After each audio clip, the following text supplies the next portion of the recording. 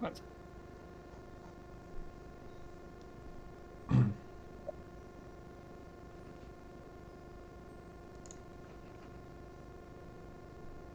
There you go. YouTube's working. I still see you on offline on Twitch, I think. Oh, you're online. Cool. Just took a few moments to update. All right. Jeez, that was irritating. Zundar, I hope you saw the message in chat. I gave you 3 items. Oh. Oh, sweet. There we go. Now we're live. Awesome.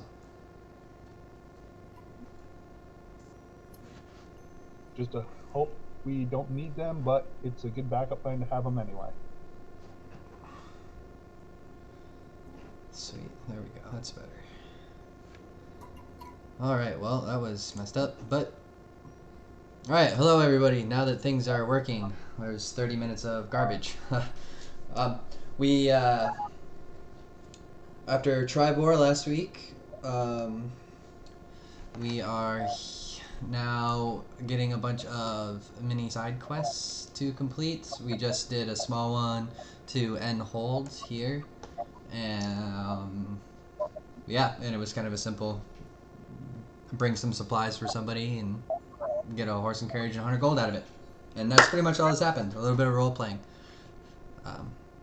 We extorted half of somebody's inheritance out of a group of evil players or evil people.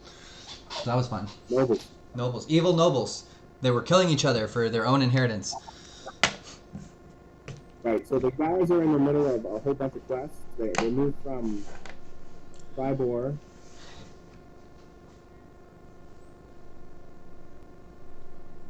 here, and they traveled along the road and then down to here. Now they're traveling over Shadowtop Cathedral, which they made it through, and they're waiting to speak to a treant. Yes. So Shadowtop Cathedral, this is a quest that harkens back to the beginning. Like episode number 4. Trying to find the creator of Lifralas, the treant of Golden Fields. And yeah, that's pretty much where we're at. I apologize for the messed up delayed stream earlier. Okay. So the first day, no one appears in Shadowtop Cathedral. Can we spend that time exploring the surroundings, see if there's anything interesting? Yes. So, Dan, make a survival check. Okay. Difficulty, say 20. If you make it, then you find where Turlag is now.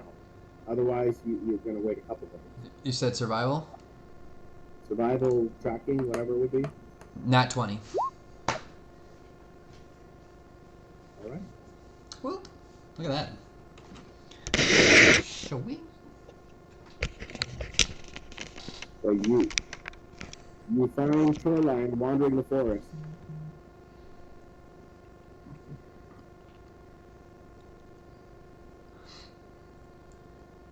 There he is.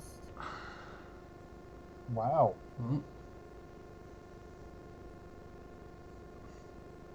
So he says to you must be friends of the forest. I see an emerald enclave symbol. I am Zundar Highguard. We have traveled a long way from Golden Fields. A treant by the name of Lifralas asked us to seek you out. Okay, with him, descending down from the branches is a female half-elf druid who also wears an Emerald Enclave badge. She introduces herself as Farah Shindle. Farah Shindle.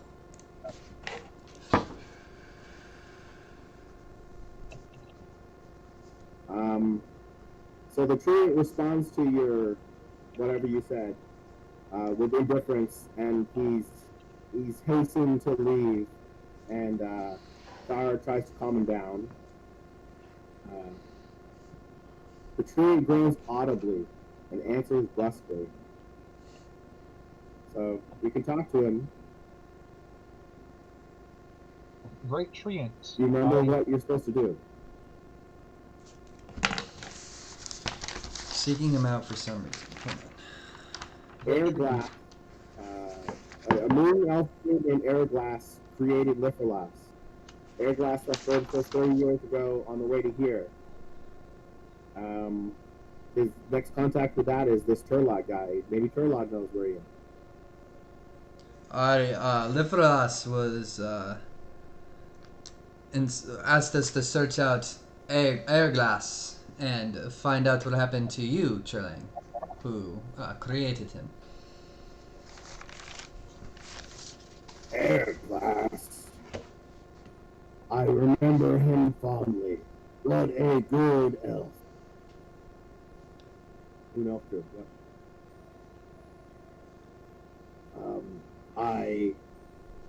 I don't know of a Litholas. You want to know where Airglass can be found? Aye.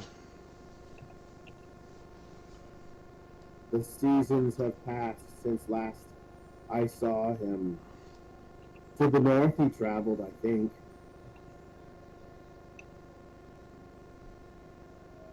You share any more stories with him? Like, perhaps what you're doing with your life?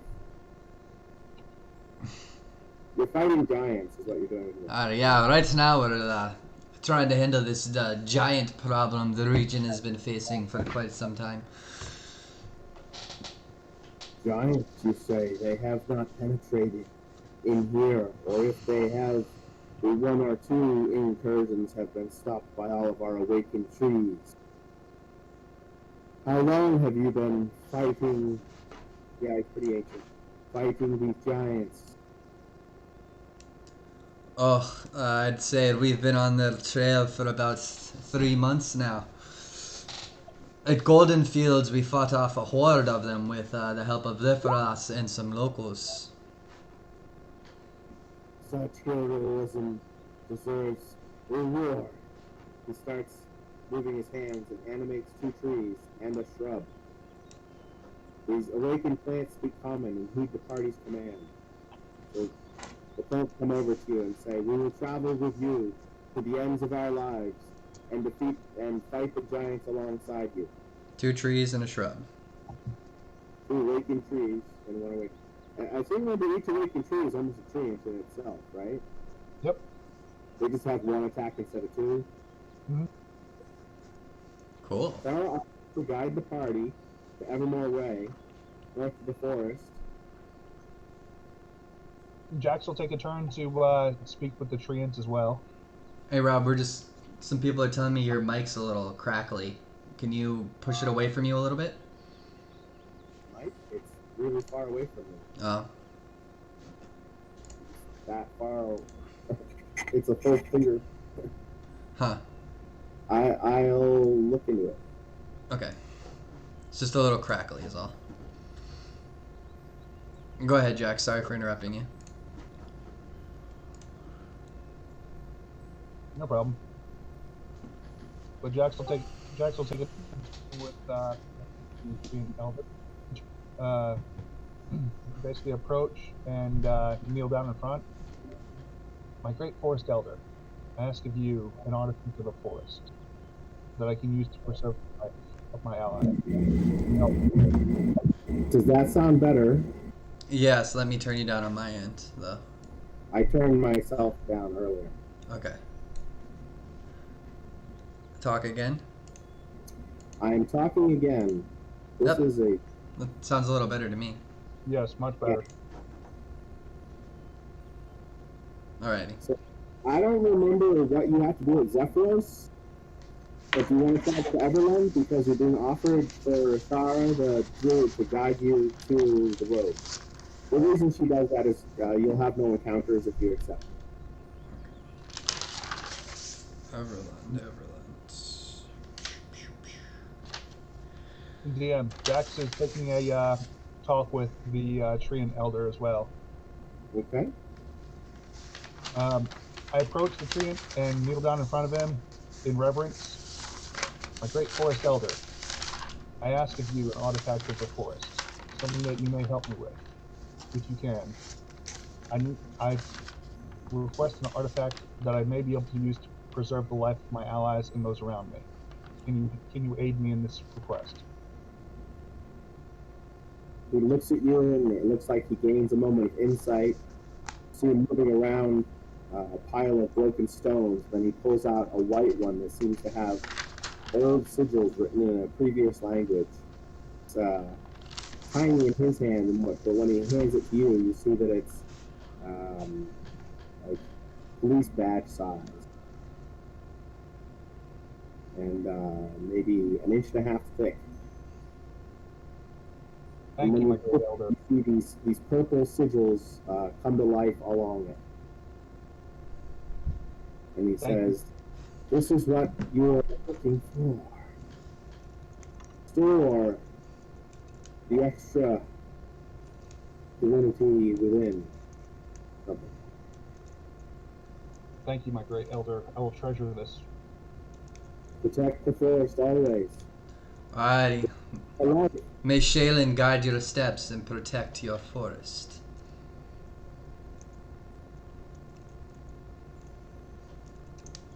May the wind ever blow my spores further. Anyway, so you guys fall asleep on some beautiful soft moss. Zara approaches Jax quietly in the night and tries to have sex with him.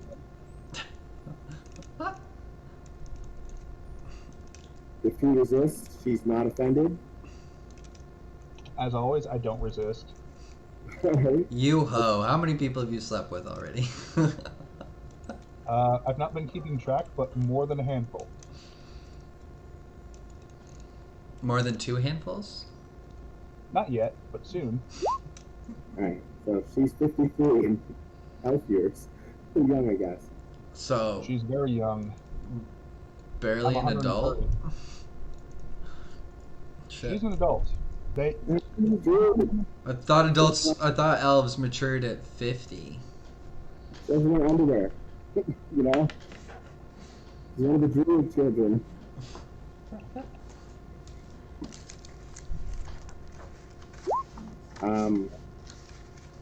Okay, sweet. So she then guides your party for, looks like it would be 3 days, maybe 4 days. And she falls deeply in love with Jax if he doesn't prevent it, because she's a kid. I'm not doing anything to dissuade her, but I do part in good terms. Breaking hearts wherever you go, buddy. She declares her friendship and offers you a place if you ever return to Shadowtop Cathedral, and she gives you roll a d4. Say that? What? Roll a d4. Roll a d4.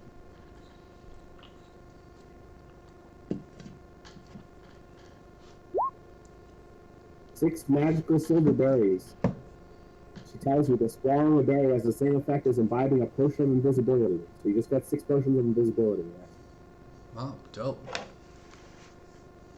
Amazing. 6 invisibility berries. So as you try to disengage, she mentions she's going to visit a ranger named Kum Nargaz who lives in Jalanthar. And it's on the way.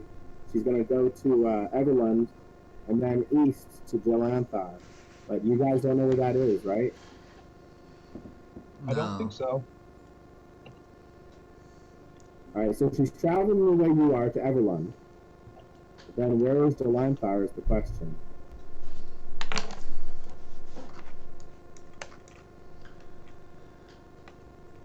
There is a riverbank raced off of barges traveling up and down the river. River? It's got to be near Citadel Felbar then, if she's going east towards it. There's a river.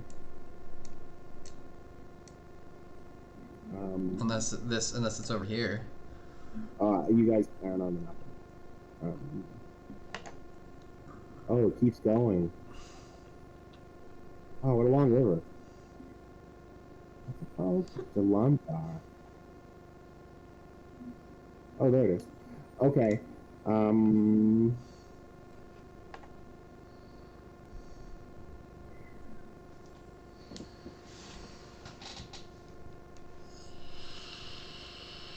think that's what it was. Okay, give me a second. Every time I load the map, they put me in a way different spot on it. Okay, so it's just at the end of that, on the road on the right of Everland. Oh, right here.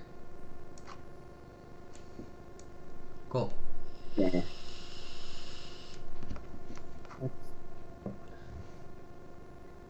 What's it called? Oh, you did it. Okay. Okay, so that's where she's headed. So obviously she could travel with you along the way to Everland. Alrighty, she's more than welcome. Unless you want to stay on the road for a night and let her travel away from you first. In other words, if you don't want to travel with her, she can go off ahead of you. Otherwise, she'll join you. Couldn't hurt to have an extra NPC along the road until we get to Everland. I insist that she stays with us. Oh, the gentleman.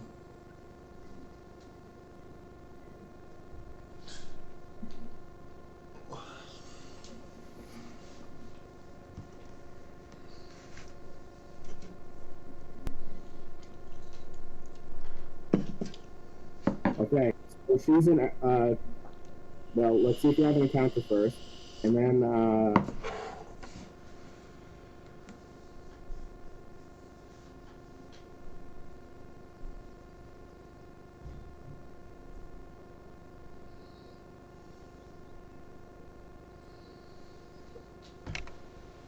We're still on the road south of Everlund, correct?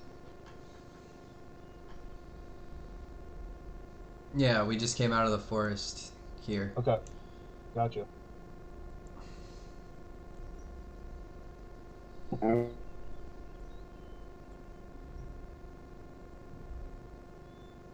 Well,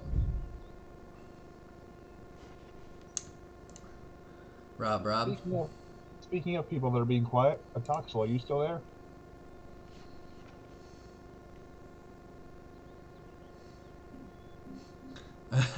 Types. Okay. Our silent brooding mage.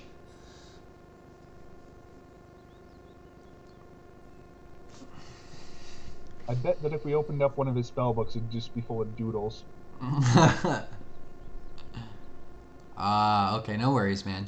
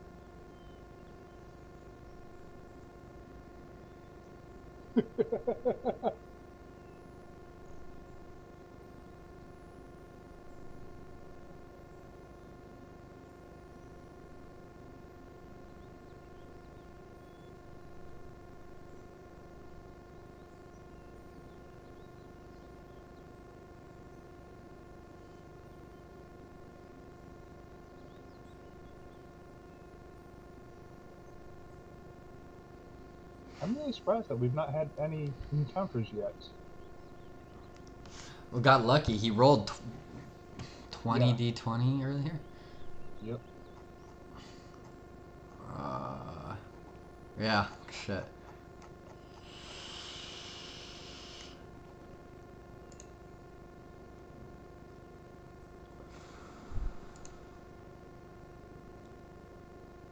Damn. We were doing so good the last 2 times without having any hard disconnects. Hey there. Oh, hello. Hello.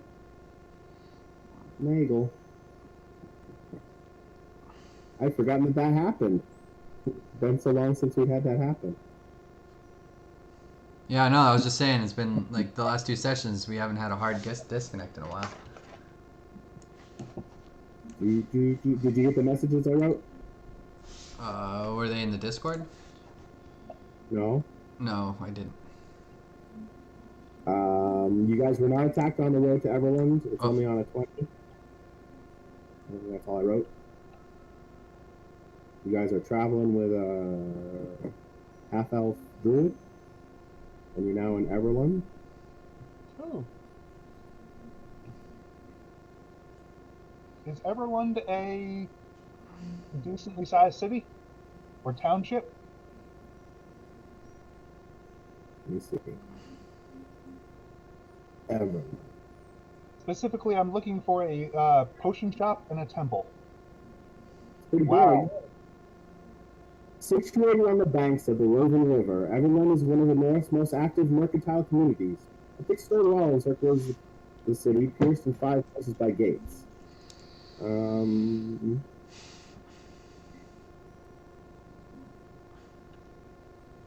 looking for places?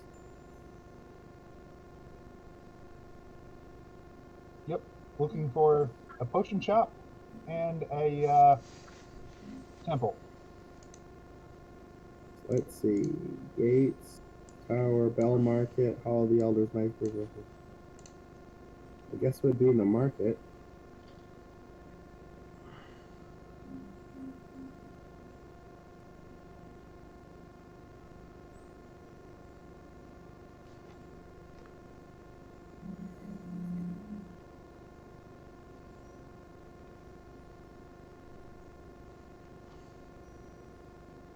Okay, do you guys know what your quests are here? I know you just went over all of them with us, but my brain is shot for after this week of work. Yeah. So they give you a platinum badge bearing the Triboar insignia, 3 boars charging forward. 5,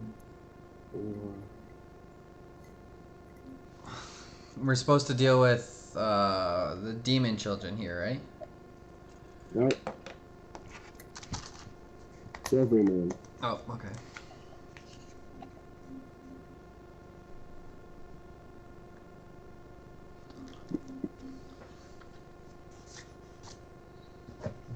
Okay.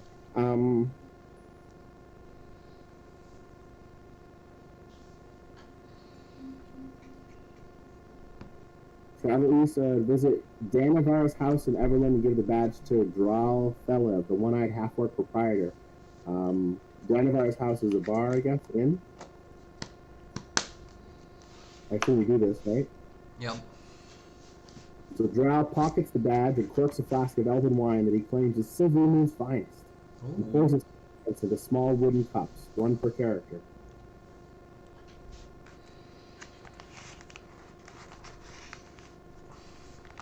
A small silver something? He takes a flask of elven wine, claims it's Silvery Moon's finest, and pours its contents in the small wooden cups, 1 per character. Okay, And then, gotcha. then he motions to you to drink it. I look at my Tressum on my shoulder and look at the glass and look back at him, because he can detect poison. I don't question it and take a drink. Your Tressum seems to like the smell of this character. Jax disappears. Drow turns to you and says, he has been transported to Moongleam Tower, the Harper's stronghold in Everlund. And then he takes a sip and disappears. I take a sip. The Toxel is left alone. Or does the Toxel take a sip? His mic is muted for the moment. He's typing. He drinks. All right. The parlor in Moongleam Tower contains austere furnishings and a dozen harmless domesticated Tressum, behaving like house cats. Oh, cute. I'll let my guy. I'll let my little guy go play. Relax. Yeah, he does. He's really happy.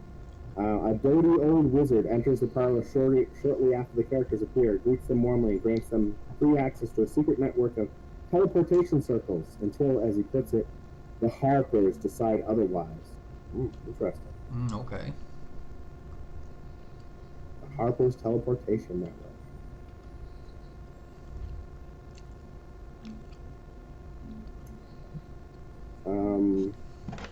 So he shows you a teleportation circle moving power.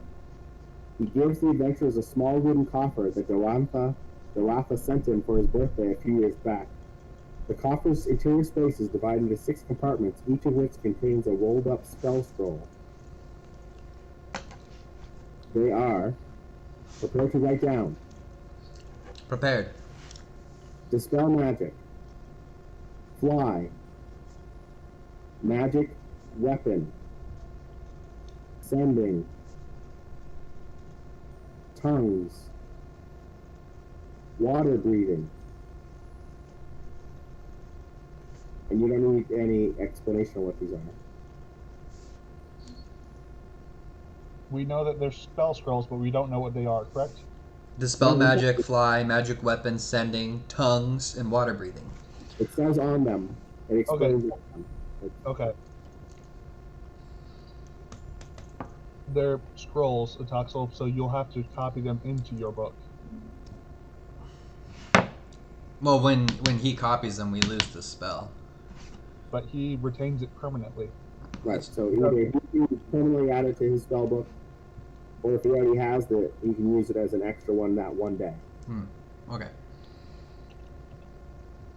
Okay? Yeah, I'll write them down. Here's the circles. Ooh.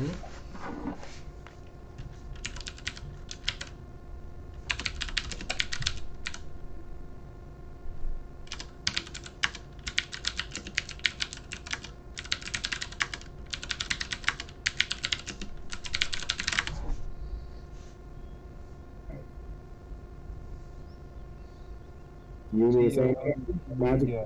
fly, dispel magic, sending. Yep, I got it. Dispel, magic, fly, magic weapon, sending, tongues, and water breathing. So this is the Harper's Teleportation Network. Everlund. Oh, jeez, it's hard to read.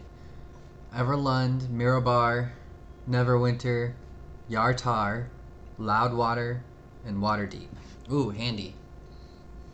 Ah, yes. Take a picture of that. Or I'm gonna draw that. This mage who gave you this is well aware of the giant problem, and he warns you that the giant's upheaval poses a grave threat to the balance of powers in the north. He has it on good authority that the Harpers, the Lord's Alliance, the Emerald Enclave, the Order of the Gauntlet, and the Zentarim are all taking steps to protect civilization against the giant's depredations. Aye, we are on that same trail. Thorin knows that giants and dragons have a long history of conflict, and he suspects that the dragons might somehow be responsible, directly or indirectly, for the giants' uprising. Yartar. So Water he deep. gives you a sheet of parchment that shows all 6 circles and their sigil addresses. They're located in Everland, Loudwater, Mirabar, Neverwinter, Waterdeep, and Yartar. And they're Say that connected. on, on there. And they're connected in a specific way. It looks like too. It looks like each one is connected to every other one. Okay.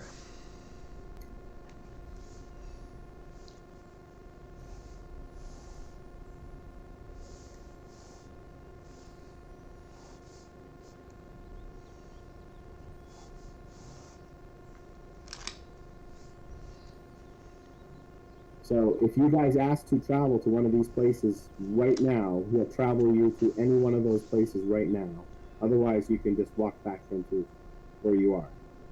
Oh, we need to go to Z Hall next, so when we come back, we can use that to go to Silvery Moon after that.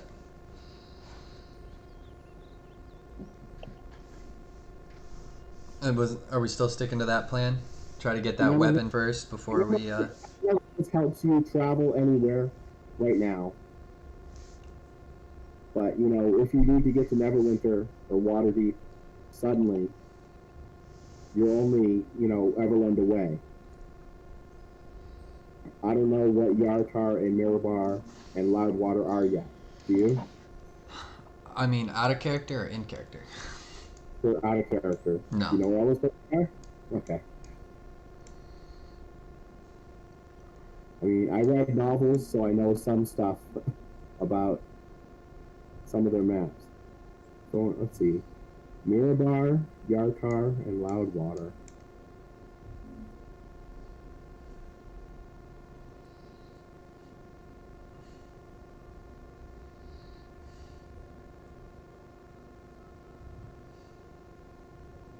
Oh wow, Loudwater is south of the High Forest,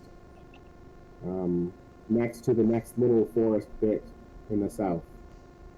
So that's really far. Where's Loudwater? Down here somewhere? Let me go back to your map.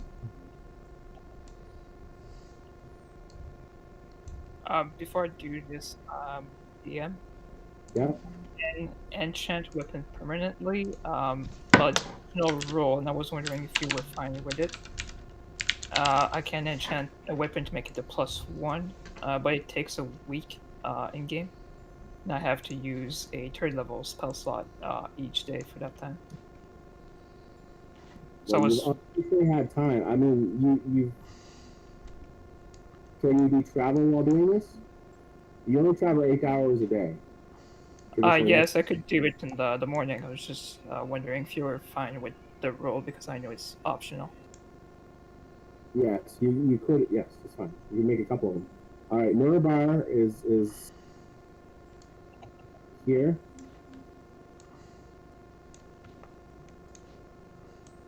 Remember, Neverwinter's like over here. Waterdeep's down here. Then where's Yartar?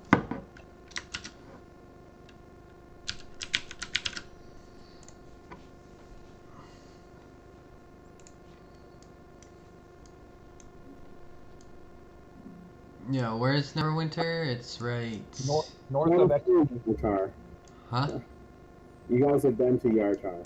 I'll put it on your map. Neverwinter's right here? No. Yeah, I thought it was north of the swamps.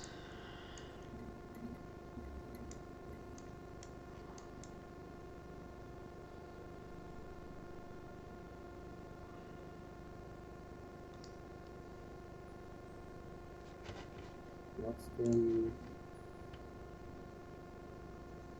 Neverwinter's next to Helm's Hold.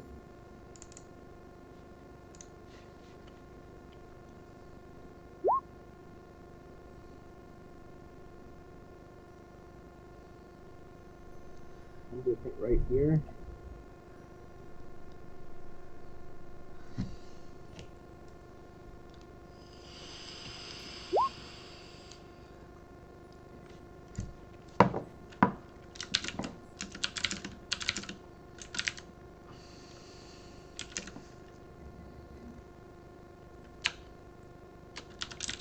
Alright, you got that one. Alright. So are all of them on there now?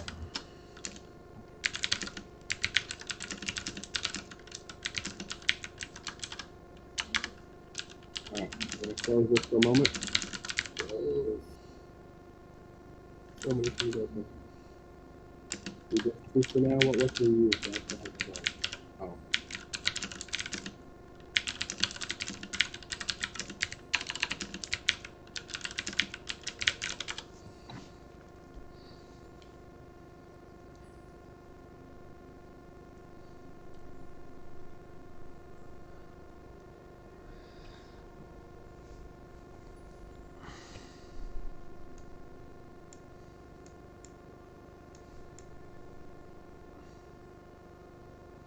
So while we're having this conversation, we're still traveling towards Z Hall? Yeah.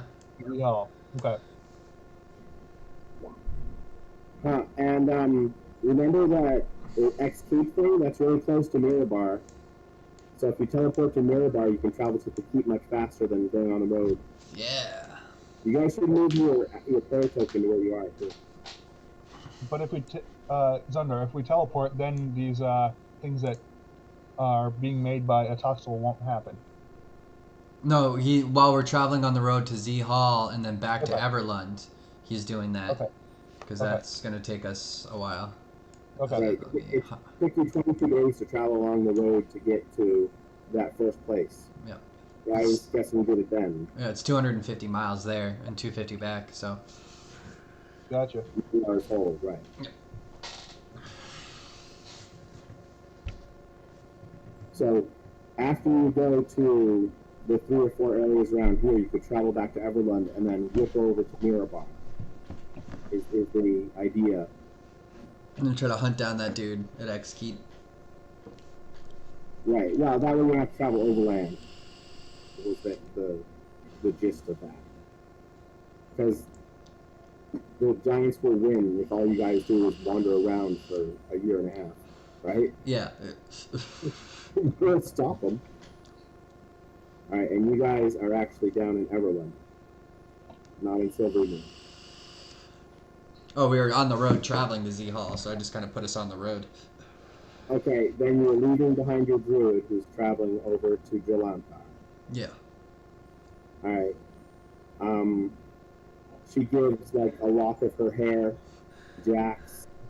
So she will live for hundreds of more years, but she'll never forget her days spent with you. She thanks you for adhering to womanhood and all that. Oh God, the romance. Ugh. Well, and then she leaves. And you may never see her again, nor have any drama from it. It's so nice, isn't it? Rough. The big thing missing was a picture.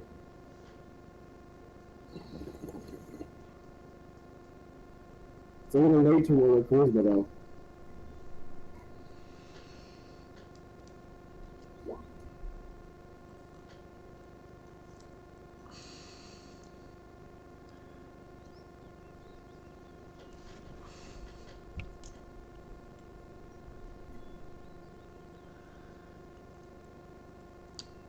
Sweet. How many d20s do you want us to roll for encounters on this trip?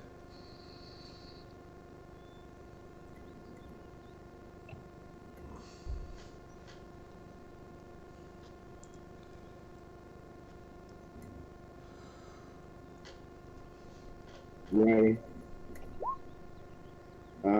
It's 50 miles, right? It's 250 from Everlund. You're going to Silver Moon from Everland. It can't be 250 miles. Well, Everlund down the road is 100 miles, and then 200 miles up to Z Hall. You're not going to go to Silver Moon first. You do have a quest in Silver Moon. It says the demons guarding the magical equipment. Yeah, we were gonna get the weapon from Z Hall first, and then the demon children. No problem. So 18 miles a day divided by 150.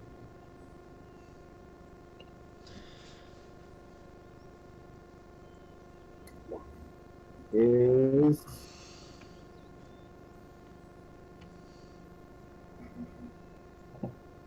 8.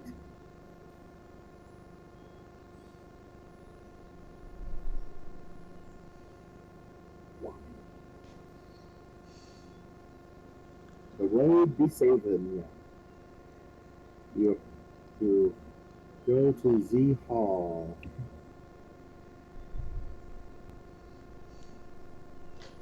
Harthos.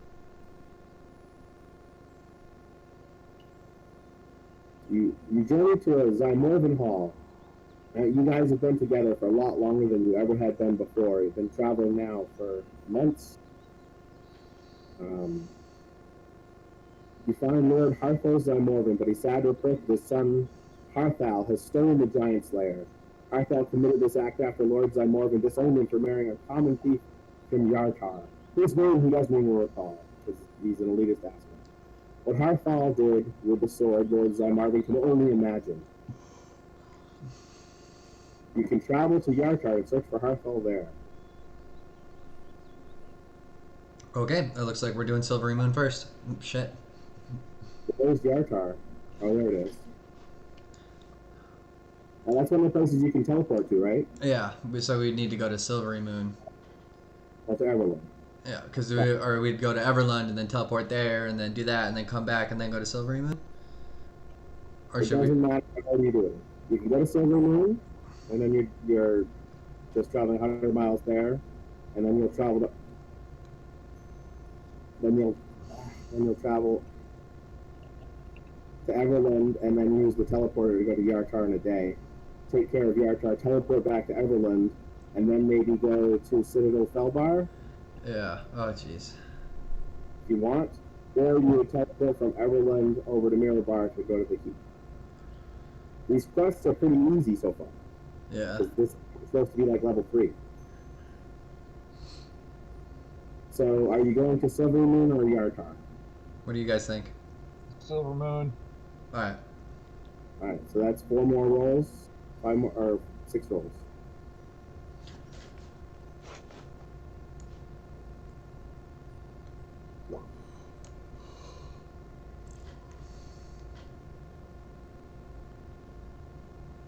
The luck of the Irish be with ya.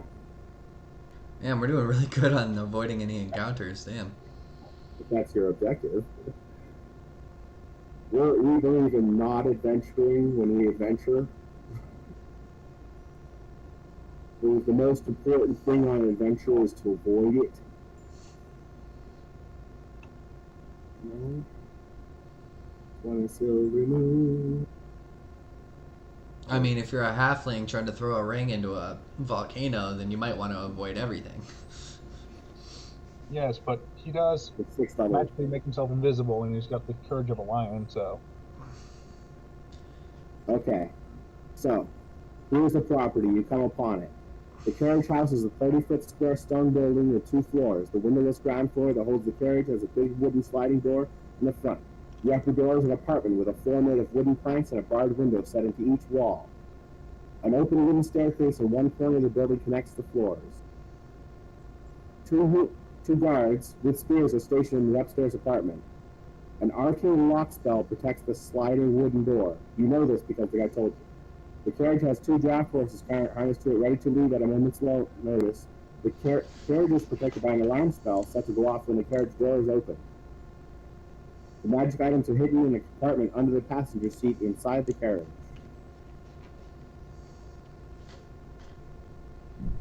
Oh yeah, and he thinks the guys are humans.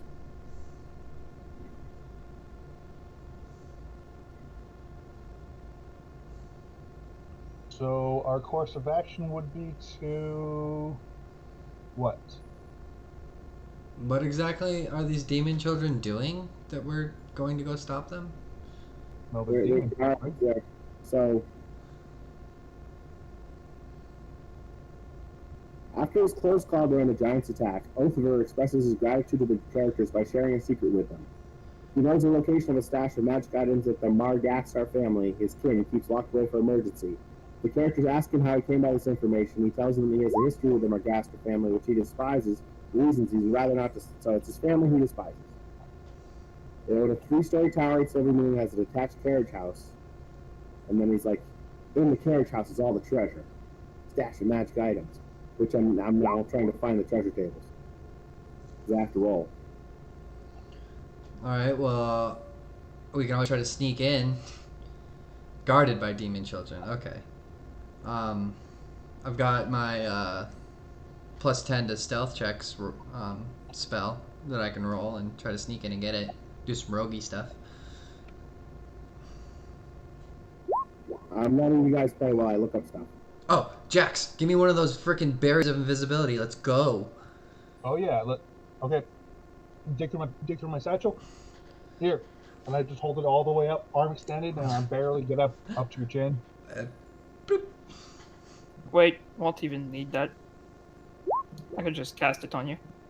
Oh, that works too. Okay, I'll take that. Save back. the berries for emergencies. Yep.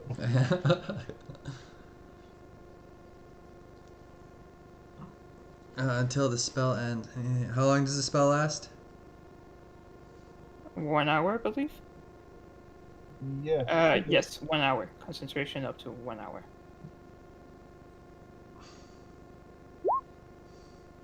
And then Atoxel, you and I will retreat around the back of the carriage house so we're hidden from view. All right. Wow.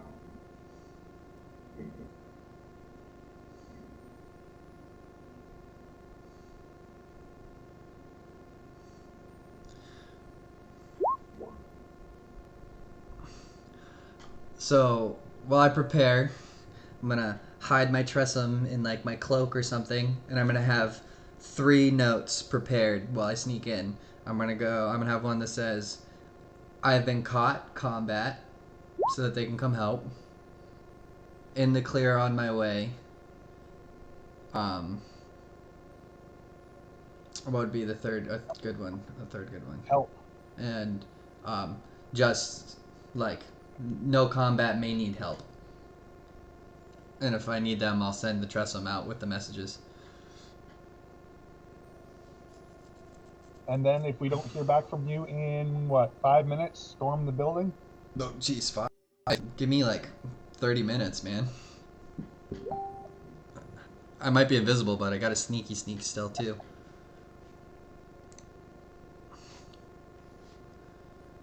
What was that beep? Okay. So we know that the What is that? treasure is in the carriage in the first floor, and the evil things are upstairs. Yeah.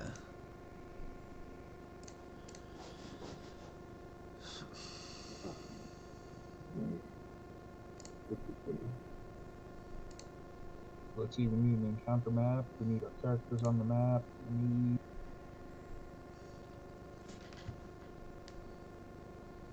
do you want me to try to go talk up the guards as just like some traveling healer, see if I can get them distracted? Wow. Doxel, Zundar, do you want a distraction from Jax? No. I'm with you, I think. So I'm just waiting outside for Sundar. Okay. And what do we do with the 2 paladins that are standing behind us? Could say we have a shipment or something if we're asked to sort the bodyguards. Oh yes, there are hired mercenaries.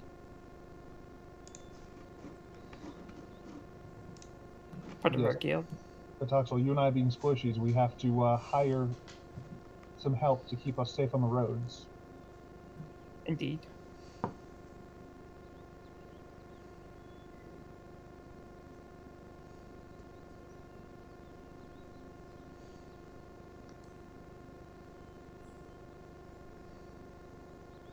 Let's just say I'm going to, before Zundar heads around the building.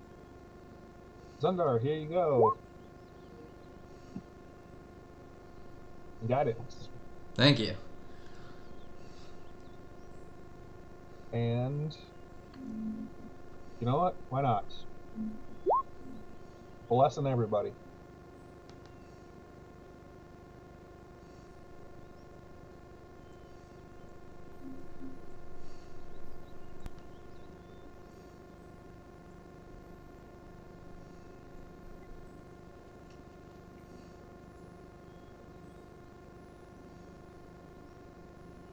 So I presume you may be able to roll a stealth check now. Unless I'm missing something. What? You may be able to go ahead and roll your stealth check so we can get that settled away. Or you could cast Pass Without a Trace as well so we don't flub this. Yeah, I was just wondering what invisibility is going to do for me specifically. As long as you don't attack or cast a spell before you are made invisible, you remain invisible. You still make sounds, but nobody can see you. So does it add things to my stealth check, or can I just... You're just invisible. Okay. There's no added stealth. You should be able to get advantage on that. Let me check. Yeah, let's see what it says about being invisible. Might be like DM description, but yeah, they don't see you at The least. conditions, invisible.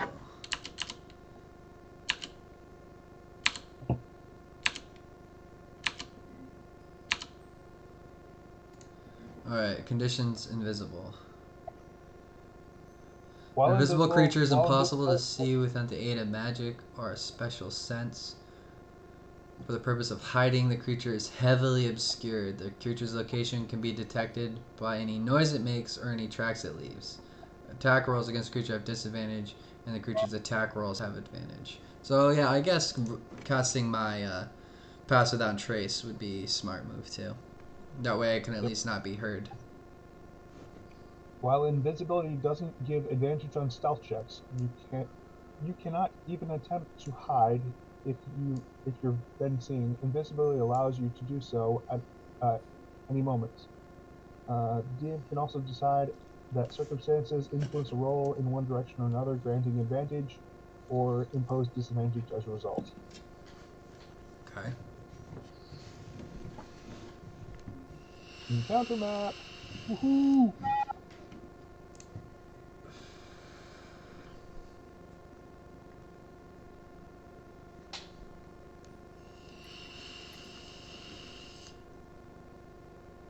Okay, so you have guidance. So you add a D4 on your roll as well as a D4 with bless.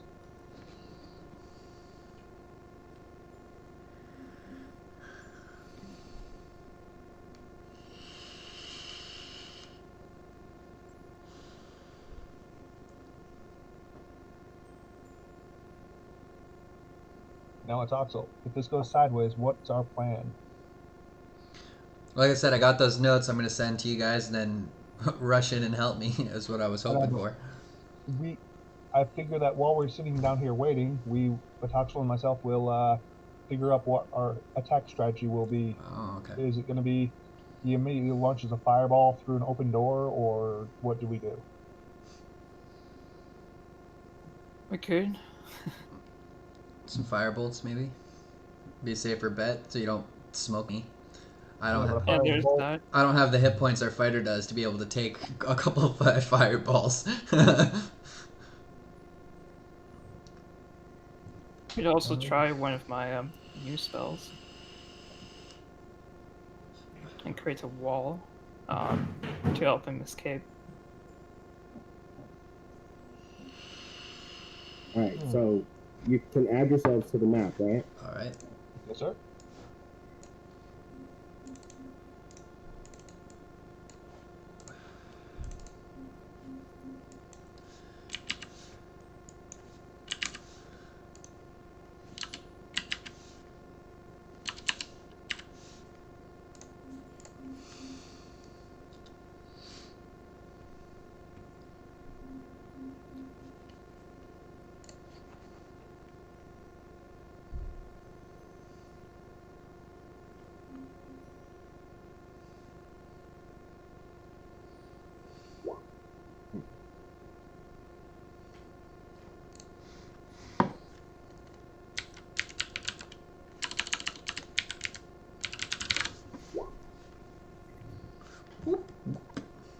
I don't know if that's legible, but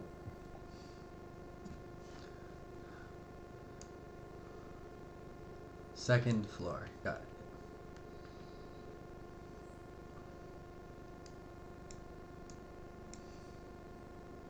that's where the guards are.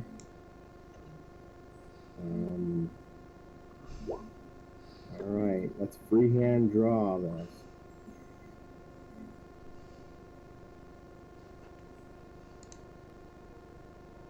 Oxel. I mean, I'm You guys assuming it's a go tall wall, not just like 4 feet high. So those are the stairs outside.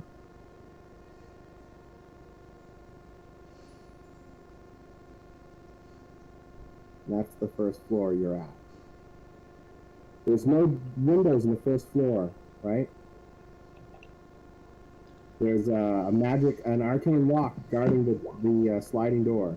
So you can't be inside yet, Zundar, Okay. unless you've done something I don't know about. All right, we should have a Toxel here as well. Yep. I don't think this is going to last long. If you guys fight, you guys are going to fuck them up.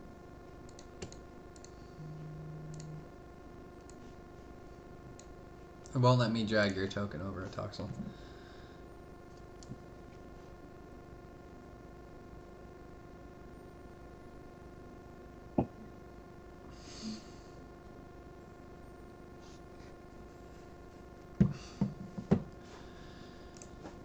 Okay, an arcane lock. Do you have anything that can unlock that, a Toxel? Like Mage Hand or something? I You don't know have knock. knock prepare, which is basically a spell that opens every door. Yeah. Don't have it prepared. Hmm. And there's no windows. Hey, you have it prepared if you want it prepared. You guys knew for 2 days, 4 days you're traveling here. You knew about the arcane lock. You knew everything about this place before you traveled here. So if there's any spells or equipment you would want to have, you have them memorized or you've bought it. Dope.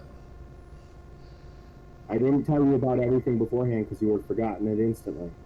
Okay. But you guys are smart characters and you'll try to.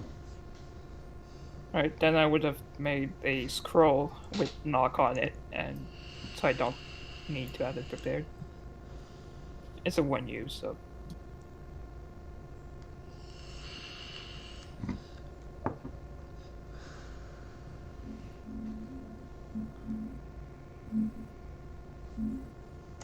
Okay, so obviously, are all three of you going to stealth up that close or are you waiting further away? They're waiting outside, and they cast invisibility on me, bless, and guidance.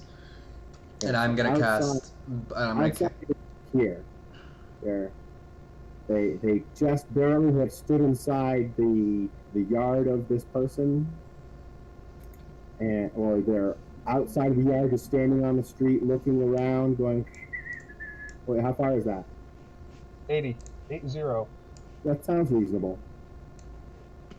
Knowing that, Jax will be up over here. So you're gonna have to make several stealth checks because there's guards Yeah. situated Hang- right hang- above you. The guards are right okay. here looking out a window, right here looking out a window, or right here, or right here. Okay. Yeah. Hang out over there. Like I said, I got notes. I'll be able to survive a few rounds of combat if it comes down to it.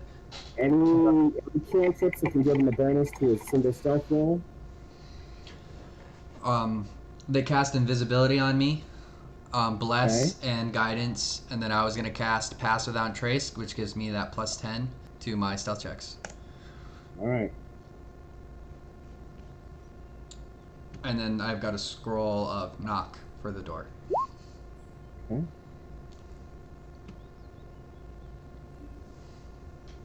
Did you roll your stealth check?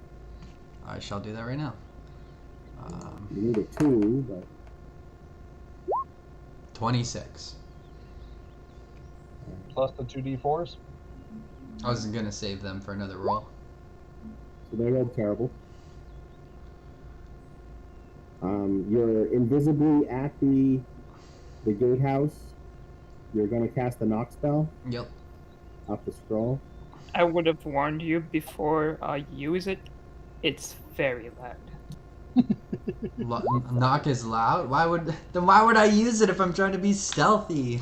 It opens the door. Arcane locked. You either use it or you don't get in. Either use it or break down the door. Okay, I use it, but as soon as I use it, I move in and away from the door because I'm invisible and see what the guards do. All right. So the guards respond very quickly. Oh no, I moved. Come on, Matt. Calm down.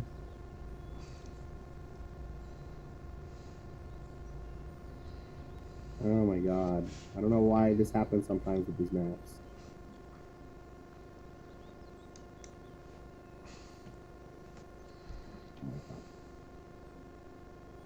What is inverted in this? Move. That- Damn it! Why are you doing that?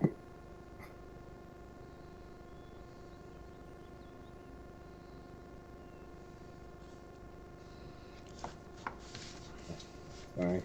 No worries. I'm gonna do some research into another platform. I've heard some good things about VTT for this, so. Well, sometimes it grabs it and sometimes it just moves everything else.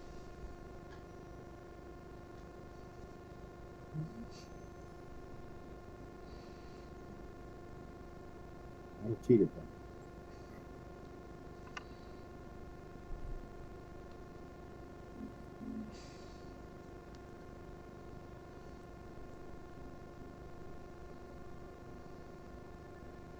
So the guards come outside.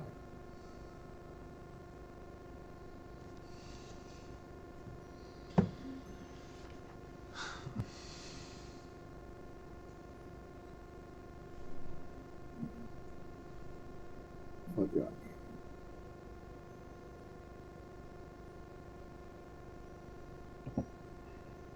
Do I need to roll initiative? Yep. Okay. Remember, don't come and do anything unless I send the trestle out to you guys. Gotcha.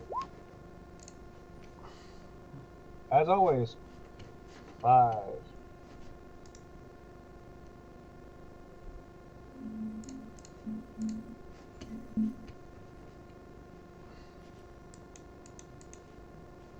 What happened to my token? I don't know. I'll pull another one out.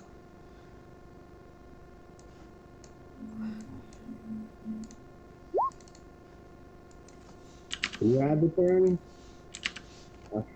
There we go. If you're too high on the map, I can't add a turn to you, just so you know, guys. If you're any higher than he is, then you can't participate. So you have to move yourself down. That's why I moved Jax. Okay. And it talks from where they were. I'm moving back where you are. But that's why I moved you. When I open up the add a turn thing, it goes off to the top of the screen beyond where I can click. That's why you're deleted as well. You rolled initiatives? Let me roll one.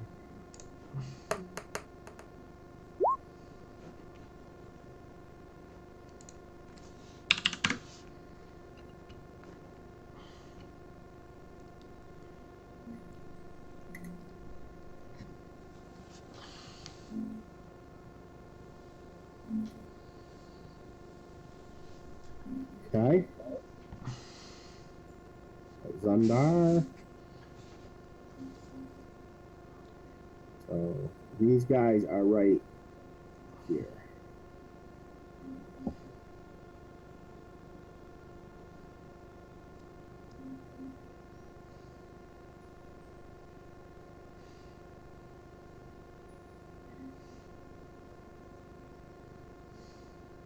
Boy, you got ricketier last second.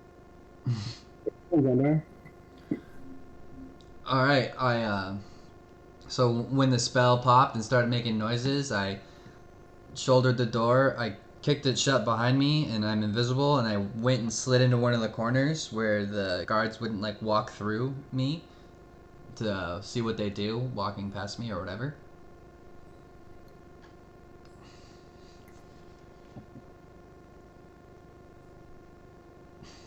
My stealth was a 26.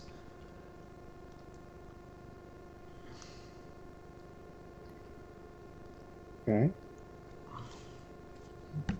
And I was gonna wait for them to slide past me, or whatever.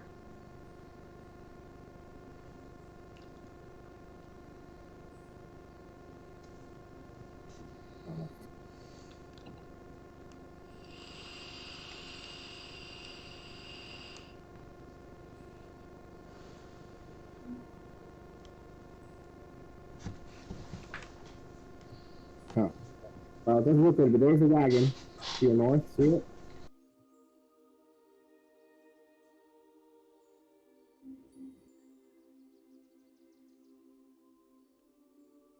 These are the wagon here. They're kind of the same color as the ground, unfortunately.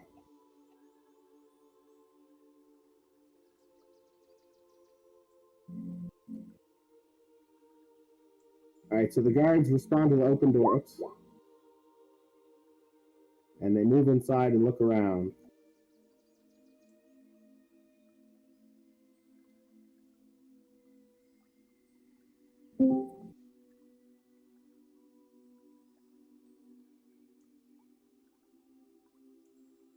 Should we lose? So the guards moved in to see what opened the door, but they don't perceive you at all. A Toxel. They're the guards are inside, but they're looking out the door. Still waiting outside, waiting for a yell. We're heading in the something. bushes across the way. This is how wide the door is. Yep. Okay, you guys are completely hidden. You've had time to hide. I think Zandar's disconnected. Yeah. Can you hear me now? Yep. Yes. Yes. All right. Let me try to get this camera connected again. Hold on. There we go. Jesus. Woohoo. Now I'm having issues. Okay. Okay, so they walked in and they looked around. Neither of them looked at you at all. You're real good stuff. I mean, 8 or whatever you got was good enough. All right. Where where are the stairs that go up? Is that Outside. Okay, the treasure is inside the back seat of this. okay? All right. They didn't see me. Are they just standing there? What are they? What does it look like they're doing? The door was just magically open 6 seconds ago. They ran down and they're like, "What the?" I'm gonna wait because I got like an hour plus for this invisibility spell, so I'm just gonna stand here and see what they do. All right.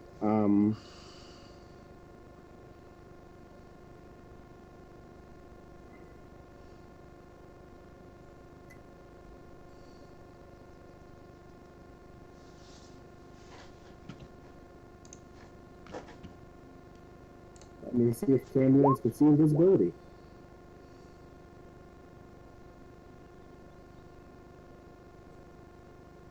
Good image. Let's see if I can share this with you.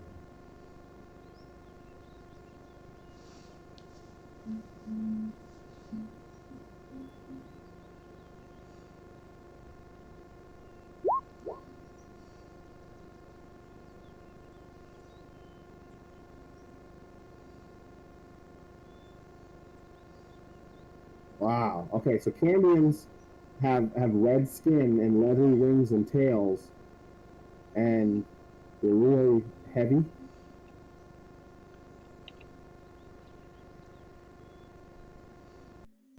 Person,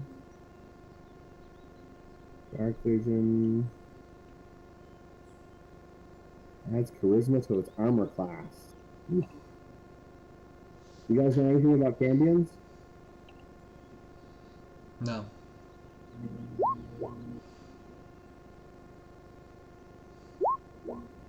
Okay.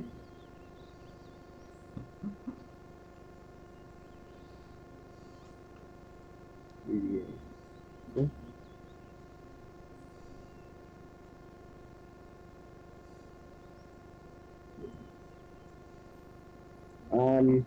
Well, they spend at least 3 rounds moving around and looking around, and then they start getting down on the ground and looking very closely for any moved anything to try to figure out what's going on.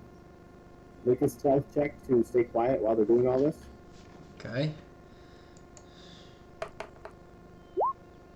A 31. Okay.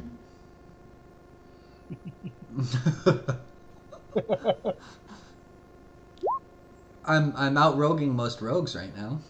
That's proud.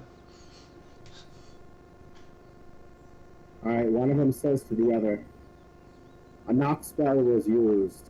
Yes, brother. Magic is around here somewhere. Don't let down your guard." And they continue looking around. This guy gets into the cart and starts looking around the cart. Several more rounds pass as they look around and look around. They're not ready to give up. Oh, yeah. On the third round, a wizard walks over from the house, up close to the gatehouse, and then declares his presence. And one of the guards comes up and says, "Yeah," and so then he comes up. He explains it. Someone must have used a knock spell to open the door. And the wizard looks around and looks like he's going to cast a spell that's going Yeah. to reveal you. Yep. When he starts examining the door, I want to move near him, and I'm gonna hit him flat-footed. Right, as you're moving, I send as out. you're moving, I let the Tressum go to let them know it's gonna be combat. no, but as that's occurring there, before you even send the Tressum out, from the bushes, there's just a loud sneeze. Okay. All right. One of the guards heads towards the sound of the sneeze. He's got his weapons ready.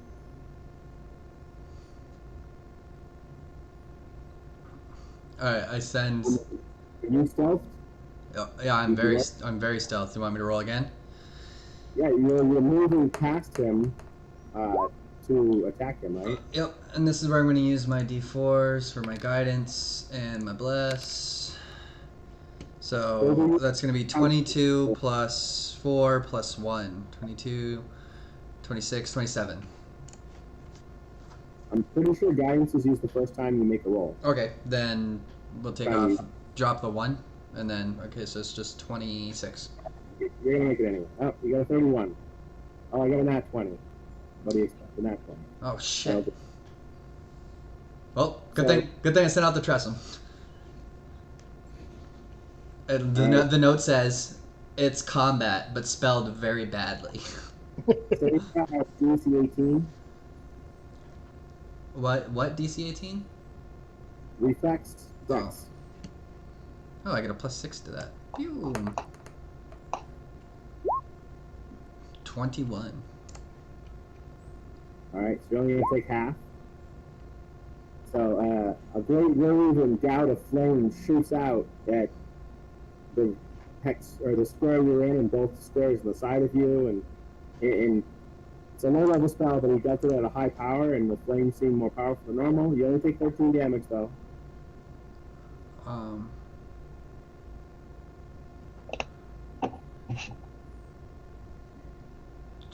Does he have disadvantage because I'm invisible? It's an area of effect spell, so he doesn't. Okay. So 13 damage. Got it. Spell for visible people. He just used burning hands on you. I guess I didn't make it clear enough. Does he see me? I haven't attacked yet. Does he? So he still doesn't. He kind of knows. Does he know he hit me? I'm just trying to figure out because I'm gonna attack him. And do I hit him flat-footed or no?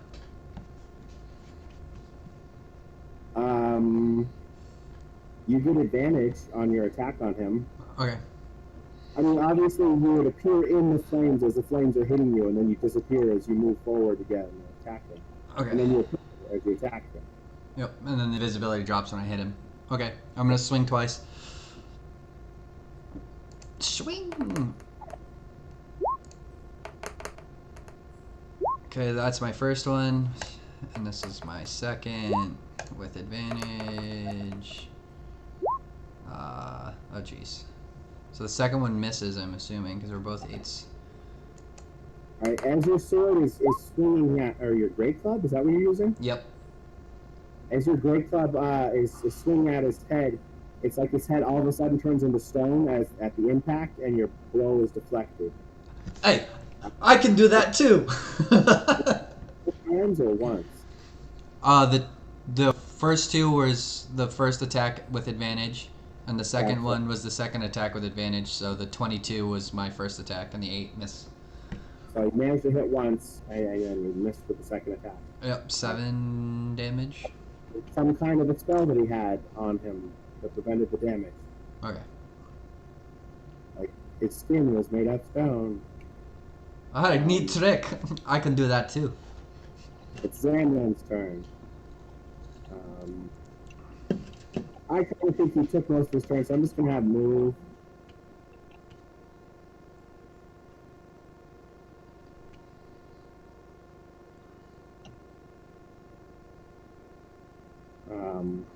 I get attack of opportunity. He's moving out of my threatened square. No, I need to just move. Alright, so this guy stays where he is, and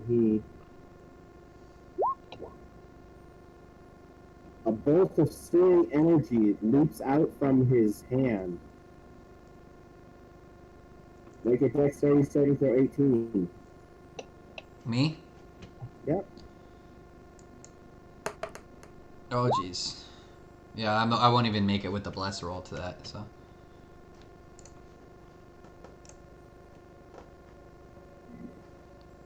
That's a no. No human guard should be able to do this. Take 15 points of fire damage, or if you are immune to fire, you have a bonus. No, I've got ice resistance.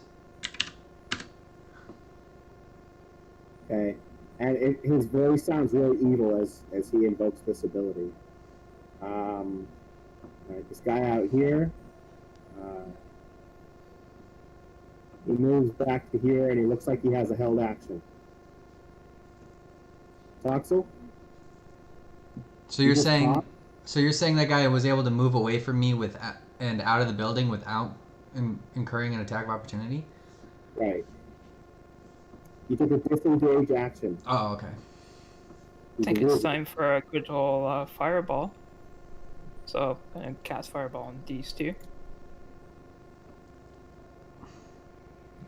Told me to make a dexterity saving throw.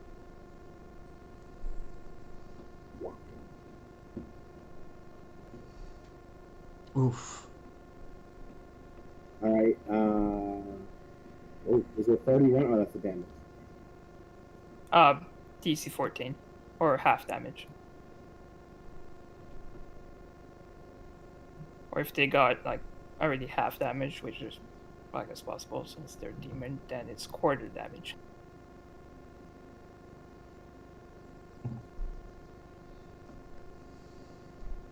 So they take, or that one take 31 damage. So the wizard took damage. The other guy, the human seems completely unaffected by fire. Completely? Alright. His garments, his weapon, none of it's affected. It's like he has a spell on him that's not revealing who he really is. Fair enough. Well, the other one took 31, so... The wizard looks like he's really worse for wear. That's a lot of damage for a wizard to take. You get to heal yourself to the wizard. Jax. Okay. Jax will immediately jump up out of his bush that he's hiding in and run 30 feet towards where. There we go. 30 feet. Mm-hmm. And cast Beacon of Hope. And I hope if you carry any creatures with a range child, their wisdom saving throws and death saving throws, and that maximum hit points possible with many healing. Alright. So you're all set to heal up. Zundar. Well, I'm healed. That's dope. No. you're not healed yet. It will heal you. Whenever you are healed, you're going to get maximum healing potential. Okay. Instead of a D8 plus 3, it's 11. Should I heal right now? You can't heal yet. I have to heal you. Or unless you use a potion. Yeah, that's what I was thinking. Should I do a potion or can I take a hit from this guy? I think I can take a hit. I'm gonna step up and I'm gonna engage this dude, so he doesn't cast any more stupid spells. A beam of energy leaps out of this guy's hand. What? He already cast a spell. This guy's hand. There. This guy. Oh. All he did was move and then hold his action. Oh, And his okay. action would shoot his beam of energy at you. Save. Dex again? Yep. 18 plus the bless. 20. Alright, you dodge it. Oh wait, no, half as much damage, sorry. You take half the damage from this. Take 7. Well, you know what? I'm gonna roll my d12 on the damage reduction for that one. Alright, I take Nothing. that. I mean, we could use 1. It's just run up. Take 1. All right. So next to this Colombian. All right, so I'm gonna swing at this guy. AC 16. Swing and a miss. AC Okay. 18. That's a hit. Or 8.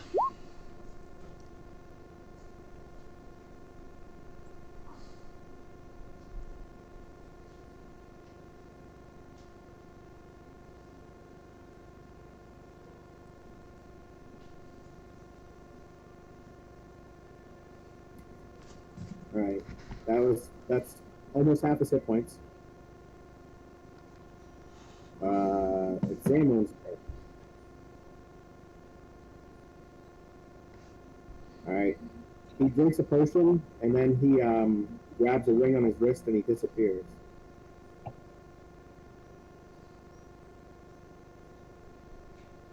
Do I perceive him to drink the potion?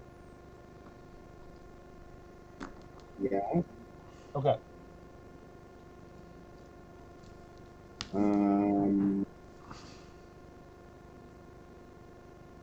This guard moves in to fight Jax. And that guard fights you.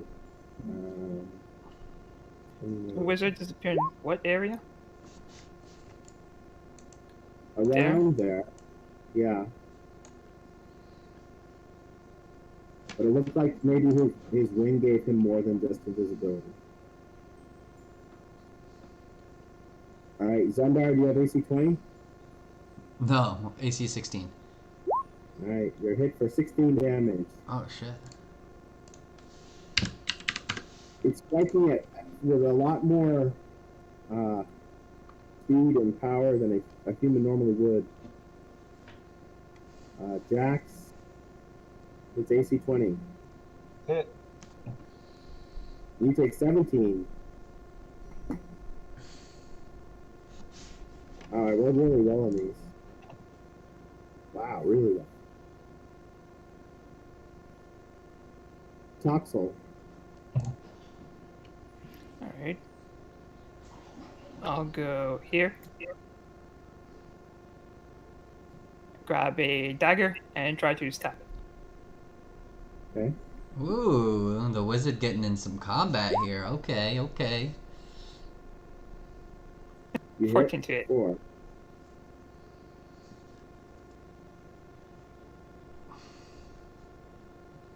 The blood that drips off your dagger seems like it's not normally human. I don't know if you can tell, but It's green. it's like, it's warm, hot-blooded. You could I check it assume in. he's a devil of some kind. Got a fever of 103. Jax. I am going to, since this guy ran straight at me, everybody knows what's about to happen, so it's going to happen. Hey, get after it.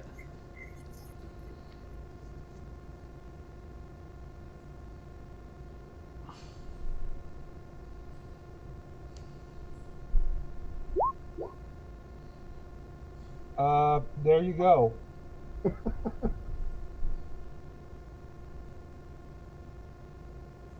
Natural 20 to hit with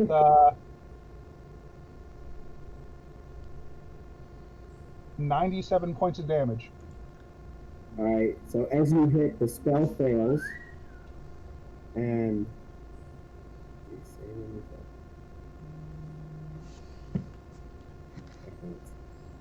is it working?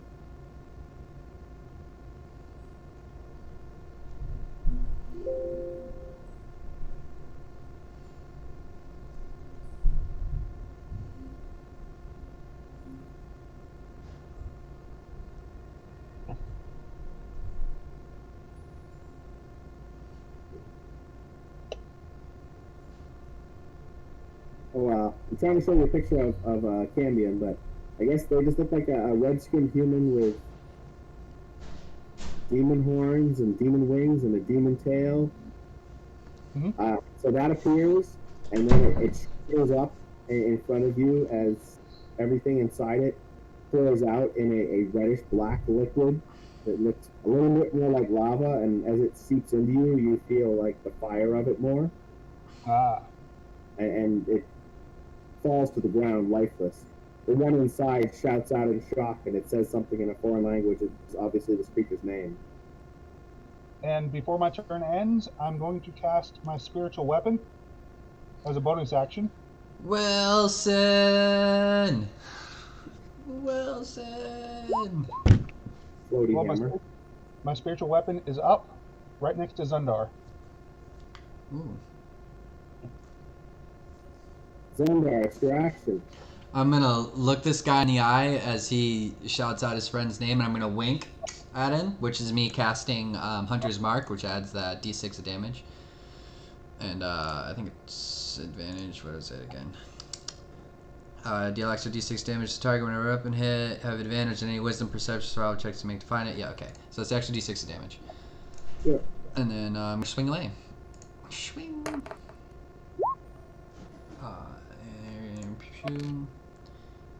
You're blessed. AC 16, does that hit? Thank God you're blessed.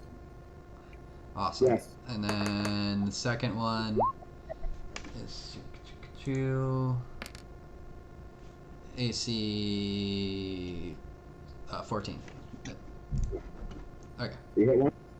Hit once. Pew. Pew. 10 damage. Alright, he looks like he's on his last hit die.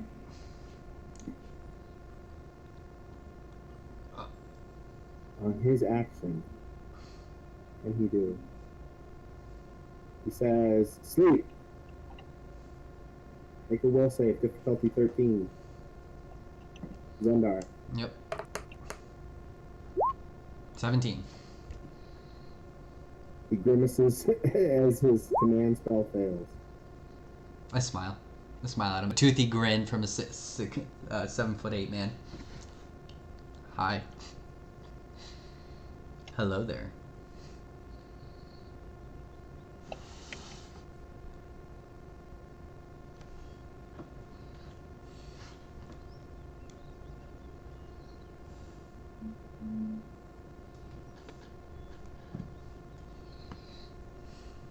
Alright, well, I'll show you in a second.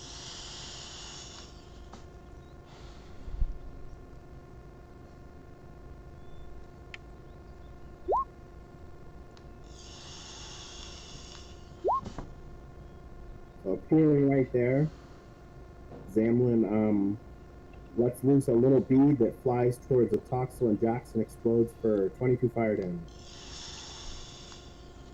Save difficulty 15. Dexterity. It's fireball. Dexterity. Ooh, nice roll.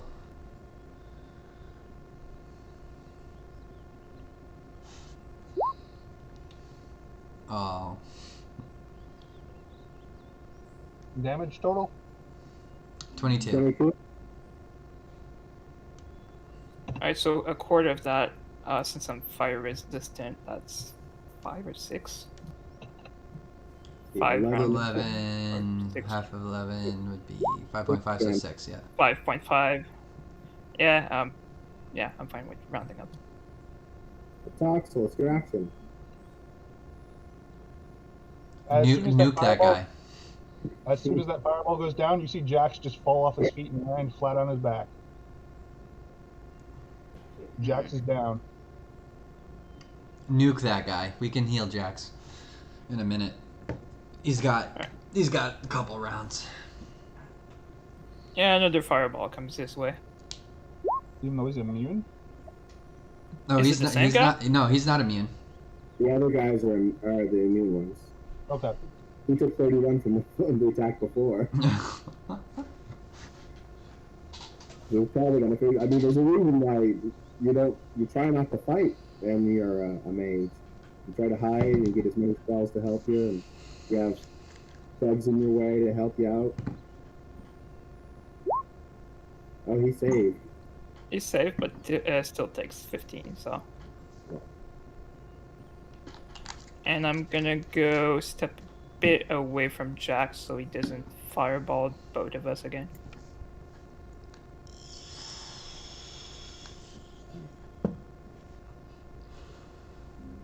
That should be enough. 16. Boom. You're gonna see some expeditious retreating here. Jax. Oh, Out cold. Jax. You regenerate.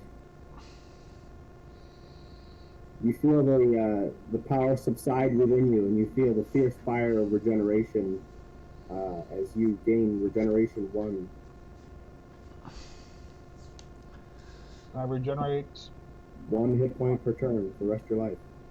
Oh, Fun. okay. So Nuke it's that guy. fiery. Nuke that guy. So you're laying on the ground. A fireball just exploded around Zamlin. You saw a Toxel run over there for some reason.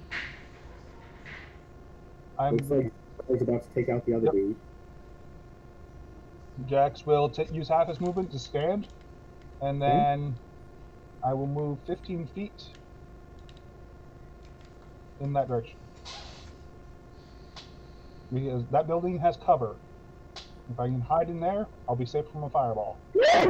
Or if you hit that guy, what's that? Your radiant bolt will hit for like 30 damage on it. He's just dead, dude. You could hit him for 6, he'd die. And I will use my spell of No, what did he say? Come on, spell, where are you? Guiding bolt.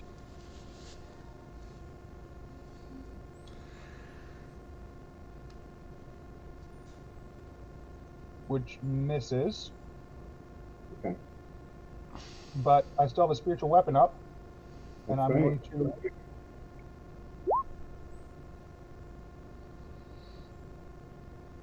Over spiritual here. weapon. Wait, you have 14. bless on too. You have bless too. Add your bless to that guiding bolt. Oh. 1. So 14. So now.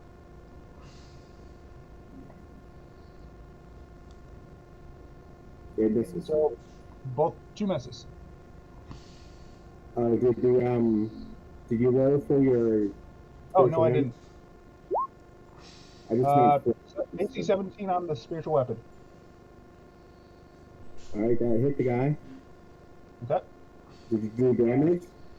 And it does damage of 1. Here we go.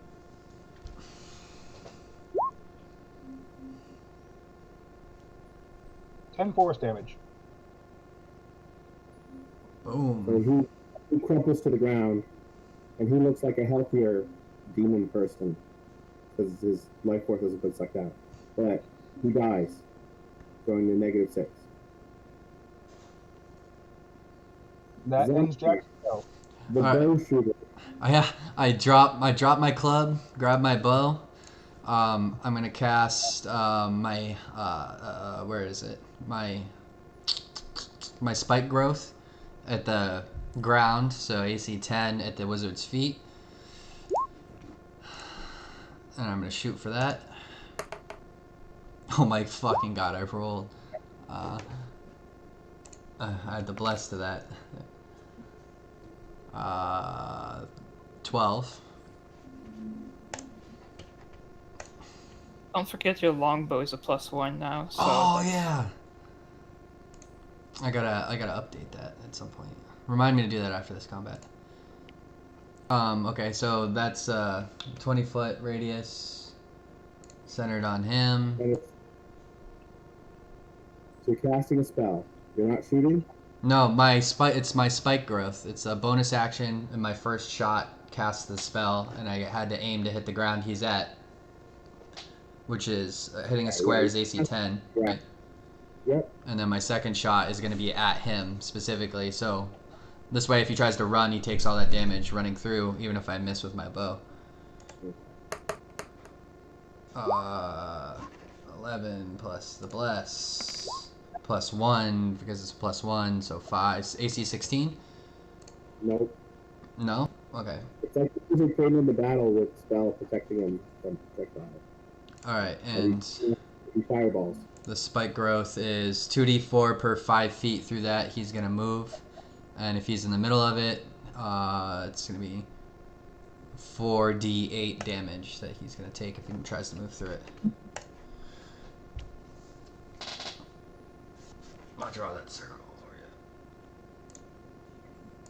you.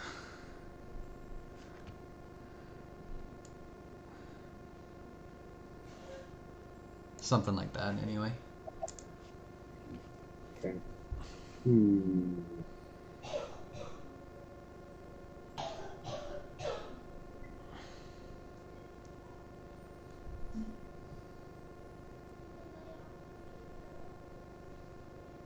So he grabs his ray again, and he seems to shift in space. Like he turns into two people and then he disappears, so you don't see either of them.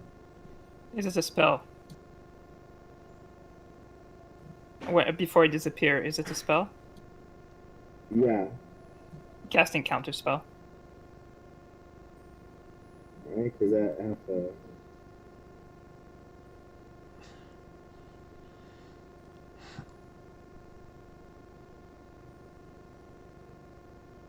Well, it's third level. So you counter his activation. It's an activation of the magic item. Oh, if it's just a magical item, then I can't. If it's a spell, then. Oh, okay. Very well then. Whereas this isn't active, it's still casting a spell when you activate a magic item, because you have to do a use magic device check anyway. Don't you? Or is, I mean, 5.0. I don't know 5.0 with that anyway. I think one is like incantation, while the other is like pressing a button, for example. Let me Google that real quick. I want to see. I'm not sure actually, so. Yeah, let me Google to see if it considers.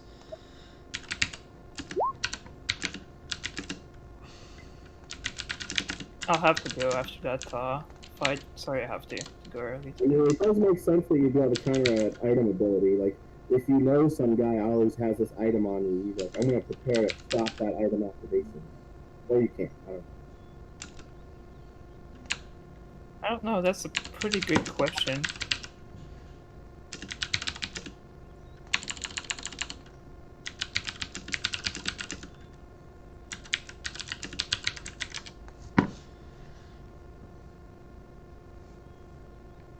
Can you counterspell an item activation, right? Because the only like rule for counterspelling is that I must be able to be to perceive it being cast. So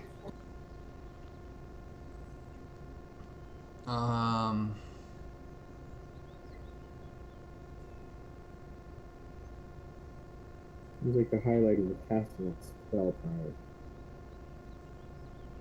not exactly the situation, but here's what I found.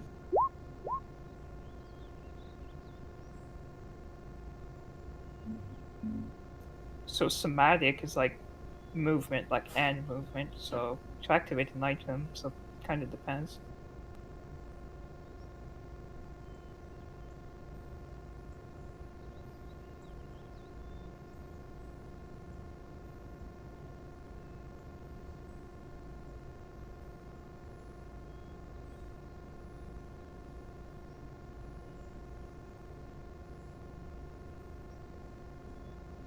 Right, so it seems like if an item casts a spell, counterspell works. If it's some kind of innate ability, then it doesn't work. But this was an item casting spell, so Yep. Can counterspell prevent items like wands or staves from casting spells? Yes. If the item was using charges to cast a spell, those charges are still expended. It implies that an item's activation still qualifies as a creature casting a spell. right. As I cast counterspell, I just lift up like the middle finger slowly. Sage advice says counterspell targets creature casting a spell no matter the source of the spell, the creature, an item, etc. Only if the magic item specifically says it allows you to cast a spell. Alright, it's a Toxel's action. He's got a frustrated magic user with a lot of hit points. He drank a potion. And move here on the edge. Yep. Cast Burning Hand on him.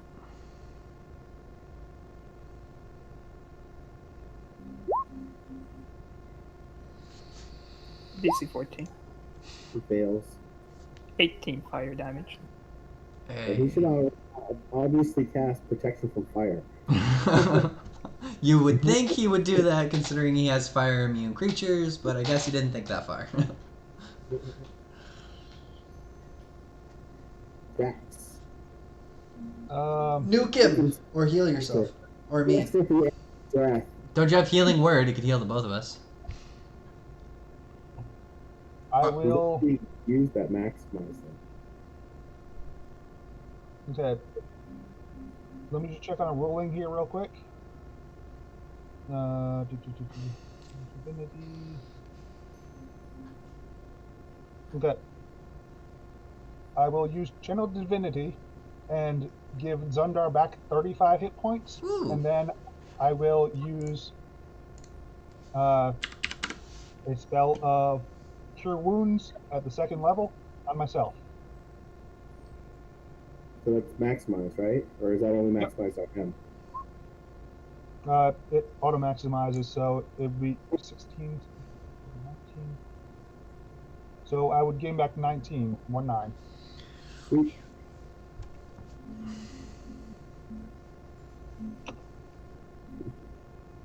And I will advance on Kitty the cat. enemy. Don't step in that square, though.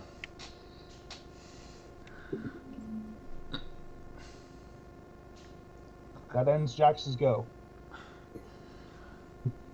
Okay. Zundar. Sling arrows. AC 24 and AC fumble. Oh yeah, I moved my hunter's mark when that guy died over to the wizard, I guess, too. Can you come outside? Add the d6. So I hit him for 14 damage. With your +1 buff? Yep. And then he gets spiked in the face and then spiked in the thigh. He takes another 8 damage as he falls to the ground dead. Yeah. Sunken. As he dies, a halo erupts around him and he disappears. Probably return to hell or something like that. Damn, I was hoping to raid his corpse. Okay. You detect magical items. Yeah, what's the loot? What's the scoop, Rob? An alchemy jug. Ooh!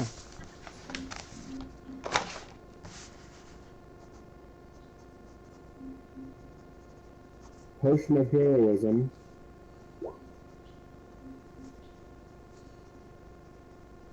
That's boring. Let's roll again. Roll D100. After you get better than what I rolled. Go for it, Jax. You can roll. 69. Hey, what up?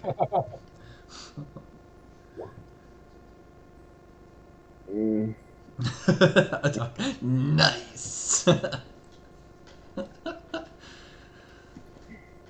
have to go for dinner, but if you want to write the loot on Discord, I'm kind of curious what we got. Yeah, I'll let you know, buddy.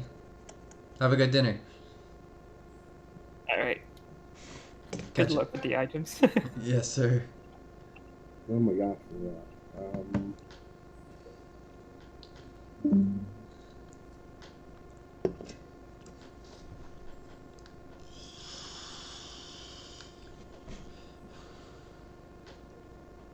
Alright, it's a scroll of disintegrating smite.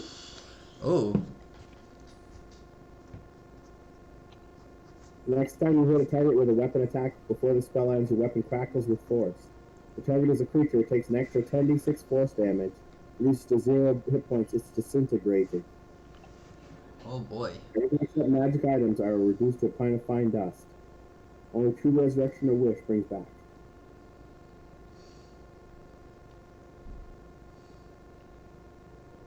The target is huge or larger, it disintegrates a 10-foot cube portion of it. Wow. Instant kill of whatever does make his heart go away. So let's sneak into Grudhog and just drop this right on the queen and get the fuck out. Let's do the same thing. Cast invisibility. I'll roll my spell shit. By My- draining one liquid, the alchemy jug can magically produce that liquid, which can be poured at a rate of up to 2 gallons per minute. To produce acid, basic poison, beer, honey, mayonnaise, oil, vinegar, fresh water, salt water, and wine. So Jax is getting Zundar drunk all the time. Gallons a minute. Let's go. The maximum amount of which can produce from salt water 12 gallons to poison half an ounce. Can only pour one type of liquid each day. Its capacity resets at dawn.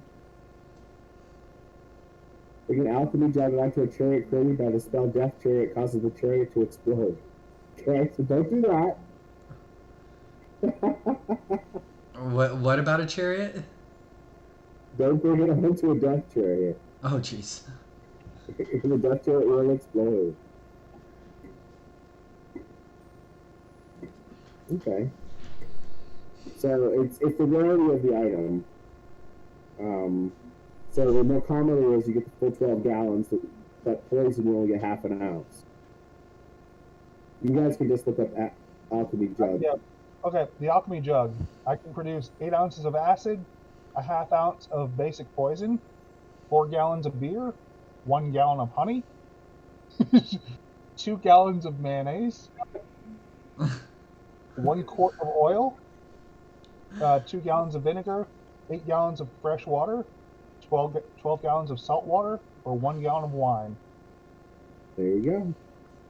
So at the end of every day, you pour like a gallon of wine or something. You got nothing better to do. So one day you pour gallons of honey for a Toxel, and the next day you pour gallons of beer for me. The third day we force it into someone's mouth and we pour 8 ounces of acid down his throat. All right. Well, I hope you like it. There's I love it. pictures of it. Oh, that's hilarious! Did you see the pictures of it? Yeah.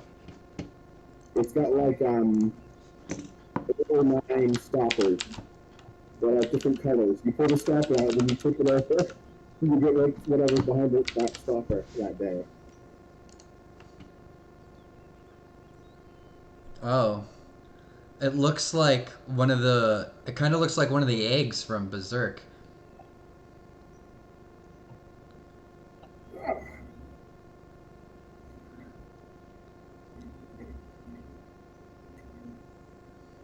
This? Yeah. Nice. I still have it. Oh my god, so when you type in alchemy jug into Bing, one of the pictures, I'll drag it over. This is fucking hilarious. It's a Goliath eating mayonnaise out of the sitting cross-legged with eating mayonnaise out of the jug. Oh, that is funny. Just cross-legged, just handing the mayonnaise into his mouth. That's not me, I swear. That's actually a really funny scene from the D&D podcast Critical Role. Oh. Oh, is that from Crit Roll? I've got their the Vox Machina comic books that they've been releasing. I've been collecting them. The night after they find the alchemy jug, Grog gets drunk the first day, and then the second day makes 2 gallons of mayonnaise and just eats it all. Oh my god. Okay, you guys can study the corpse of the dead Cambion a little bit, but you should probably get the heck out of town since you're robbers. Oh yeah. This is everything we found in the building? No, is that the stuff? Items. Right? 3 magic items, yeah? Heroism and a scroll of disintegration. Yep, okay. Disintegration smite. While we're here, why don't we take the carriage? That would look super cool on an arrow, wouldn't it? Whatever the disintegration smite damage is, 10d8. That would be dope. Because the carriage would be noticeable as belonging to this guy. Yeah, we'll leave it. Yeah. Right, Silver Moon? Yeah, we're near Silvery Moon. Yeah. I mean, the carriage is known around Silver Moon. If you want people to like go, oh yeah, we saw a a rocky-looking ranger and a tattooed priest. Oh, I forgot about our trees and our shrub people that we've got. Yeah, I think we did bring them on the attack, but that would have been hilarious. They'd be like, "Why did we get a tree here?" Just them, just like the trees moving. They look out the windows. They stop. You had a shrub behind the hive. You could have a shrub move and behind it. I've got to remember I have those things. Yeah, you guys. I mean, I forgot about your giant too. Okay. Well, his house is protected by other magical protections, right? Yep. So, Zundar, we just, in this house, we looted the carriage downstairs, and why don't we go upstairs and see if there's anything there? Yeah. Okay. It's a 36 gold worth of like money and items that the guards own. Or was their pay?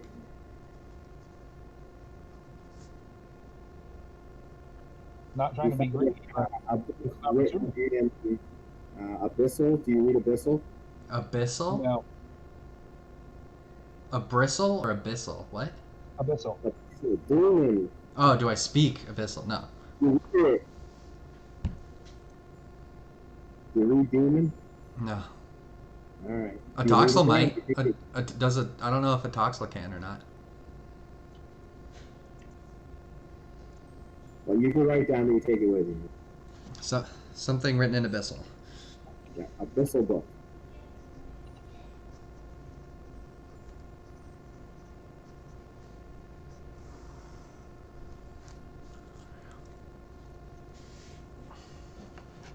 And then we flee. Quietly. Alright, you're in Silver Moon.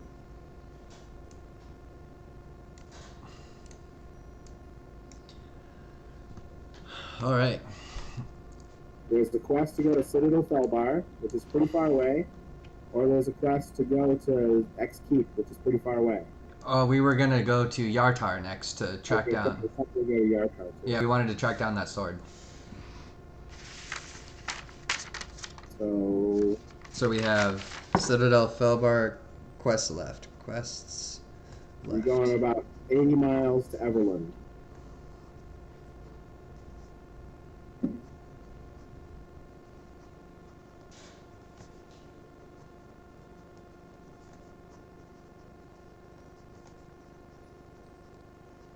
And then X Keep.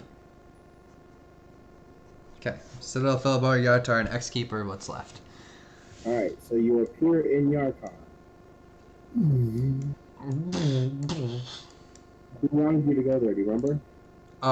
We were chasing down the guy at Z Hall who said his son, whatever, stole the giant sword. And he's in Yartar somewhere.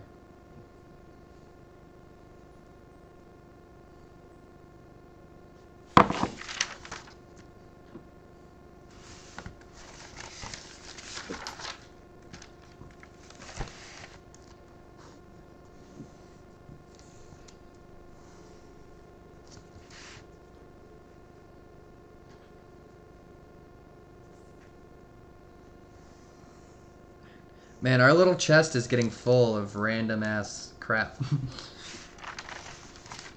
There. Or Yawa Nelson knows class.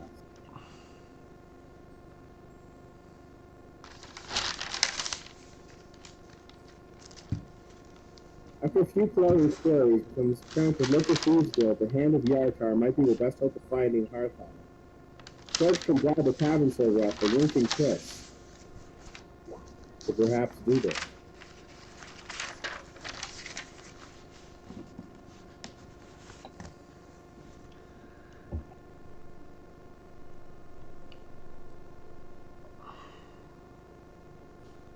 So we need someone to bribe a server at the tavern.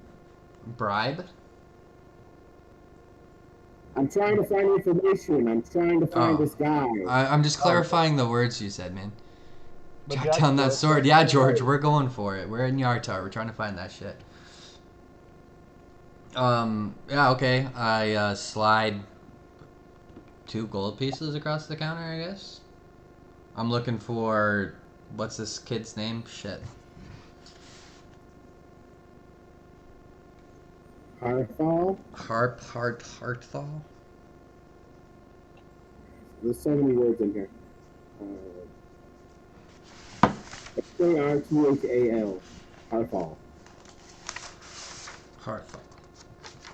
So you bribe a member, make a roll, and they pay 5 gold. Got it. 5 gold.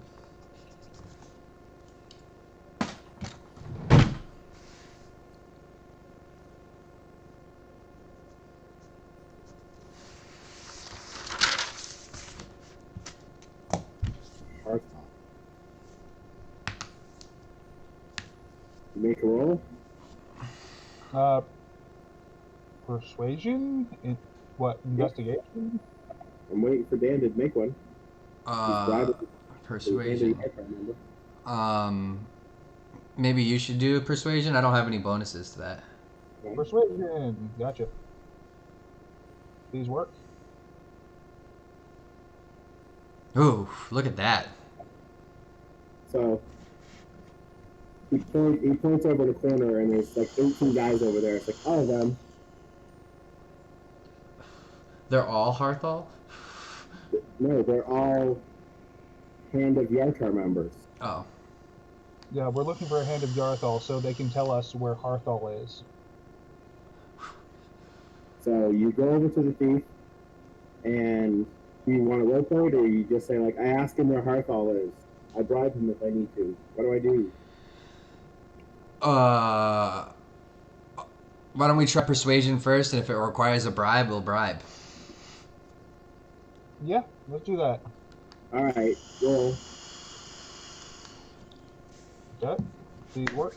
Big money, big money, big money, big money. Nope. Oh. All right, he mentions Tamerlane Zor, and he sees a look of blankness on your face. He says, yeah, I can find this Harthal guy. I promise you. When a thief promises, it can happen. It'll be 500 gold. That's a bit rich for my blood. Maybe I can Wait. Hold on. 500 gold from a Sword of Giant Slaying, which is probably going to be like a couple of thousand. But hold on. I step back away from Zundar back to him. That's a little rich for both our blood. Is there any way that we can persuade you into reducing the price? Do you have something that we can do for you to help? As if you had a letter of recommendation from Tamerlane Zor, which meant you're part of the Zentarum or something. You've done some evil stuff earlier, which you guys chose not to do. I could make it cheaper. I'm down for the 500. Let's do it. Okay. We've got the finances. We'll be okay. The thief returns I'll drink for the later. Tells the characters that Harthal was arrested and imprisoned for murdering a man. The great sword found its way to the hands of a corrupt watch captain in Thorzar Brenner. Thorzar. You investigate Thorzar a little. You figure out he's a lawful evil male, Damaran human knight. He has many enemies. He usually travels with 8 guards.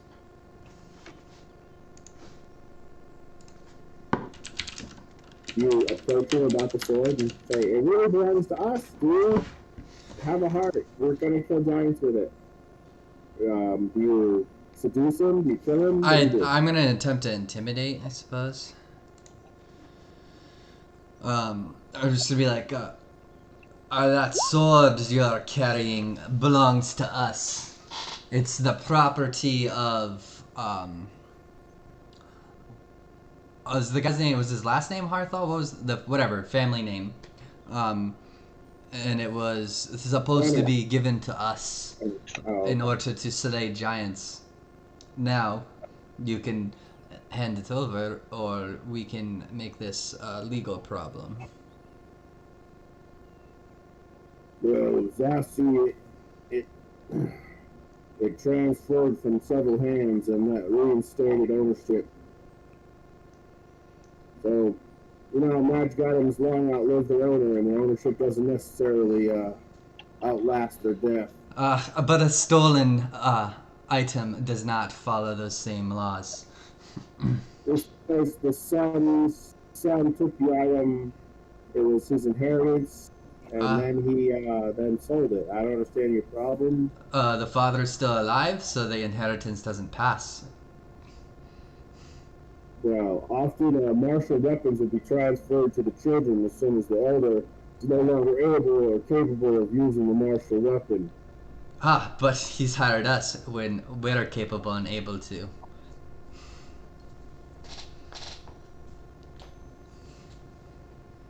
So he gave it to his son. No, his son stole it. That's not what the son said. Well, this is what the father says. I mean, we can talk. Look, check it out. We can talk in circles all day. You can either give it to us or there's going to be a problem. I'm going to roll intimidation. Yep, we were hired by the father to return the sword to him. Not as intimidating as I'd want to be, but 13. I guess he can counter roll that. His response is he looks at his 8 guards and looks at you and says, "Fuck you, it's mine." What the fuck? You're adventurers. You grab stuff off of dead corpses all the time. As soon as he says that, Jack's one hand comes out. You say dead corpses, and a black energy starts crackling on my fingers. But The guards take that as a threat, and they loose their crossbow bolts into you. Just kidding. But be careful. Yes. Are you sure to do that? Do you do that? I mean, I can have him shoot you. I'll do that if you want, but I figured you were threatening, not actually casting a spell. yeah, he's intimidating. I'm intimidating. They intimidate you back. Counter roll. The click of all their crossbows being loaded. You see like an unearthly purple, sickly green glow around the tips of all of them. Okay, instead of actually And he casting says, itself, having friends with the Zentarum does give advantages. None of you are immune to succubus venom, are you? Of course I am. Bluff, bluff, bluff, bluff. To me it is. succubi, you say? Where might these dames be?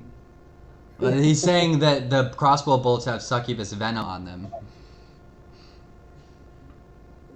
All I heard was succubus when he was talking about it, and I just peeked out.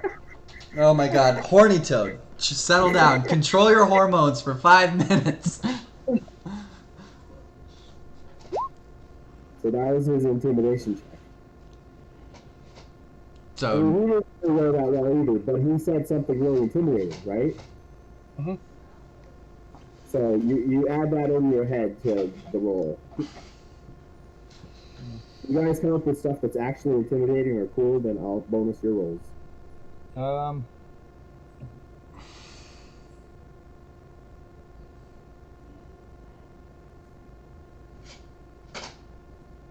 He stands up, pushes himself back from the table.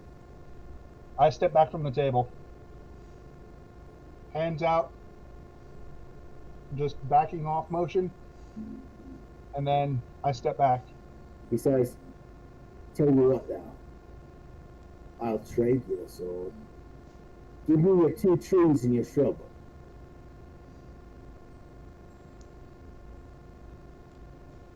Good God, the town and I won't have to do any work at all."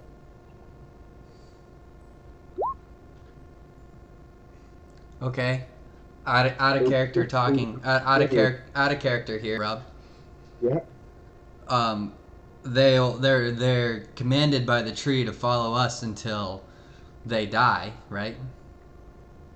Yes. So can I just say yes, take the sword, leave, and then have them leave? Dishonorably, you could. Yeah, okay. But he won't give it to you until you order them to follow him. Yeah, I know. The sword and they will follow him. Well, they're connected to me either through what, my amulet of Sylvanas, or my soul, or my heart, me personally, so I can tell that to them.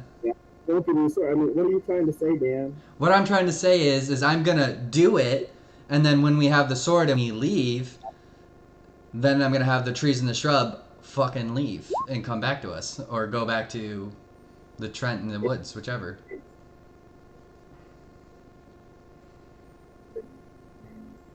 I guess he'll give him to you once you give him control of the treants, and he has control of the treants.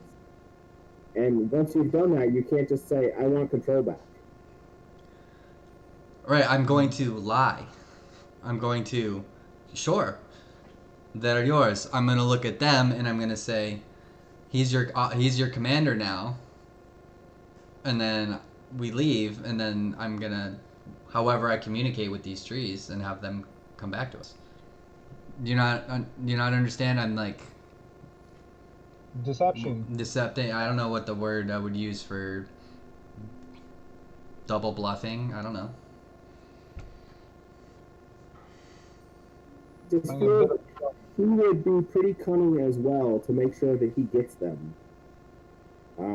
And doesn't just give his sword away. If he was really stupid, he'd have them attack you. Like, you give him to me, attack him now, kill him! And to make sure that they're under his control. But you haven't made him so angry that he would do that. You know, he put himself at risk. I don't know, at the very least, you're going to make an enemy in this town forever. Huh? And if you fail, then you'll, I guess, lose control of the treants. And Is there something else that we could offer that's not the treants? I know that's what he asked for, but that's a big leap for us to give him an ally. So we may be able to interject back with, we just gave you 500 gold for what's the information. Giant Slayer Greatsword? I know. Let me look at Giants. Wondering. Giant Slayer Greatsword. +1 bonus in attack damage, magic weapon. When you hit a giant with it, it takes extra 2d6 damage of the weapon's type. Must succeed on DC 15 strength saving throw or fall prone. Oh, so every time I hit him, he has to survive a DC check or he falls prone every time. That's a pretty dope weapon.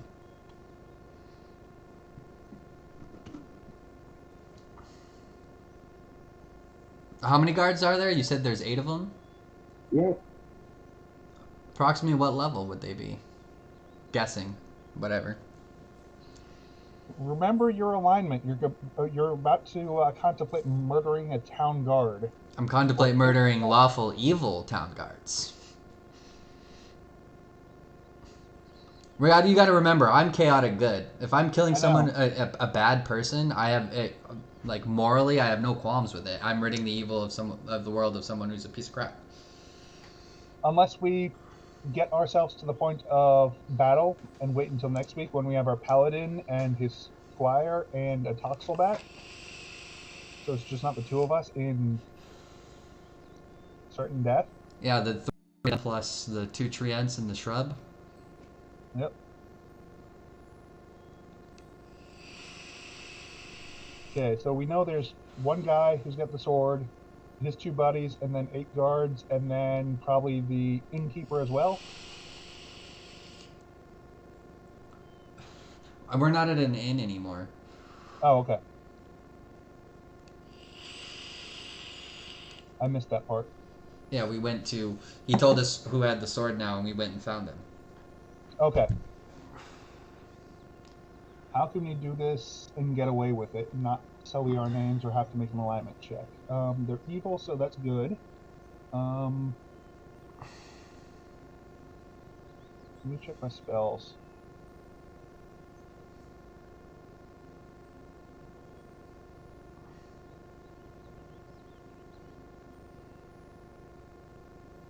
I'm assuming that the guy that's got the sword is probably along the same level as us, because he's wielding the sword. The guards are probably level, what, maybe 2 or 3? I would think they would be closer to our level, like 4 to 6. Okay. Oh, hello. Yes. Yeah, that's my logic with it, Venus. Venus says evil is not good, evil is evil, evil is good to kill. Right? That's my logic, right? Yeah. Evil is good to kill, so...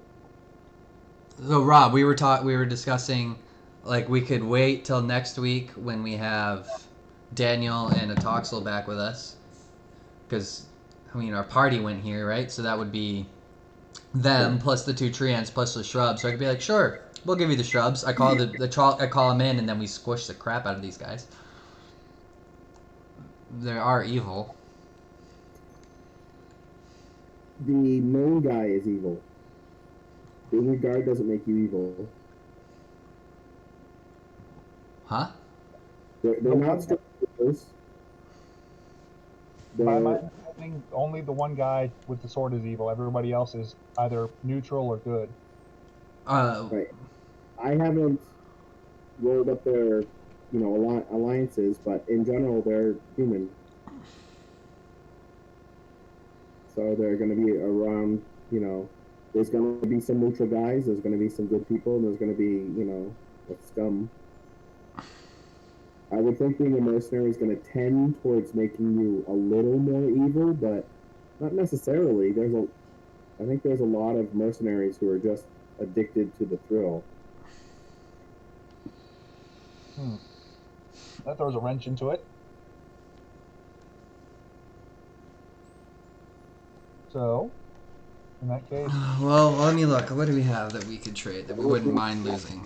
If you're invisible and stealth and lure him in his sleep or something, and steal his soul that way, he's giving you an offer. I'm assuming it's worth a lot of money. let's see It doesn't say how much it's worth. It just says what it does. If there's one thing where drop the fucking ball on is what are magic items? How much are magic items worth in this world? It's just terrible. There's no way to look up anything. Yeah.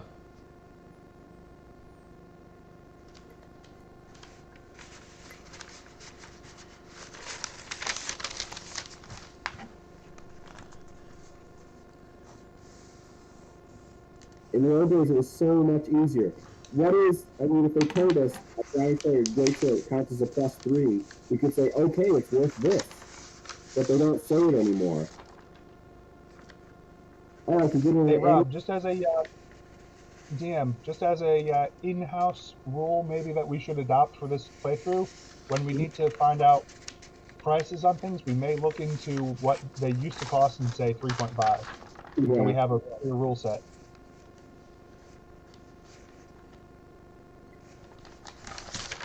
Well, let me go back and we'll go.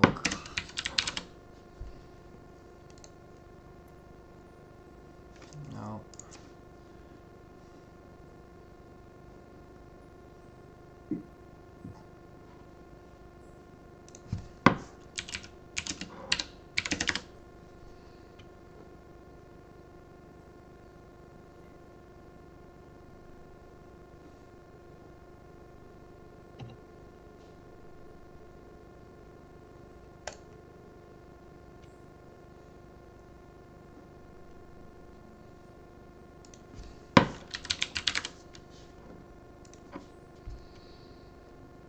Giant Slayer, any axe or sword, 8,000 gold pieces. According to the Kassoon list that we looked at before. Okay. I thought I actually paid you guys a great deal.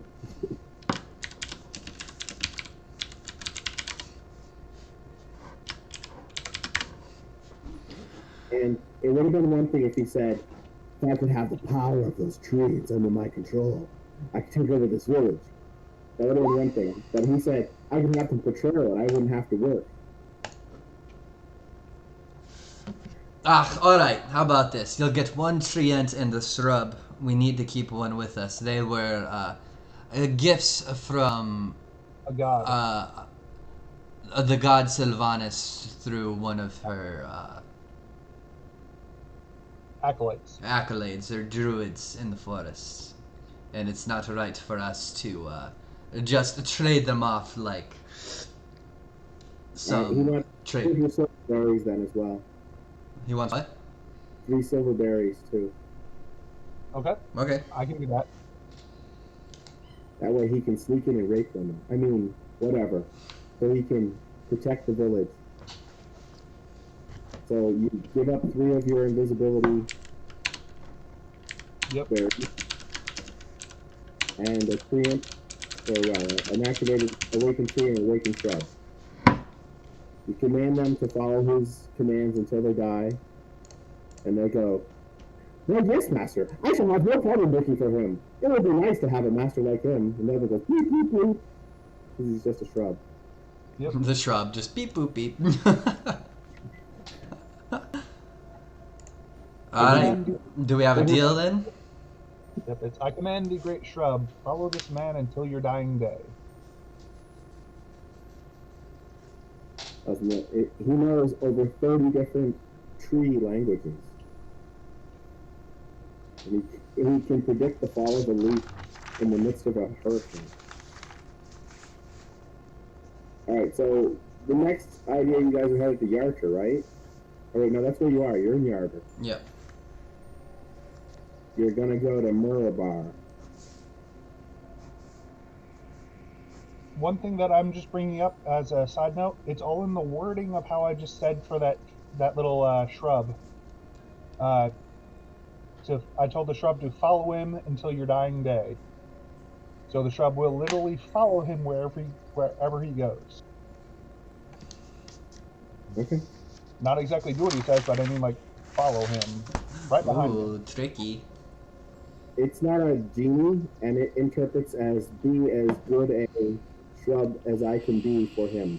Okay, never mind then. It says, I am a follower of him now. I am a follower of him.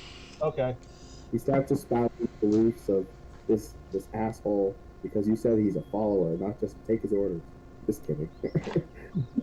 You just said take his orders, he would have been okay, but you said follow him. He says fuck the sun. Obviously we're gonna stop here, but you guys are gonna teleport up to Mirabar next, and Yep. then go to the X Keep. I don't know. From there, you're gonna go to Neverwinter. No, I don't think you had to go there, did you? You might have some quests from the Golden Fields that lead you up there. But all that we have left from the second one is this Citadel Felbar quest. Here, right? Yes. Okay. Now, Rob, I just had a question off on the side. By the way that you were just talking there, I think I know now how to word all wish spells, if we ever get a wish spell. Giant Slayer, Great Sword. Boom. It all depends on if I think you're wishing for an appropriate amount, word it any way you want. If I think Okay. you're asking for too little, word it any way you want. If I think you're asking for too much, be careful. Okay, in that case, I'm about this for it, so.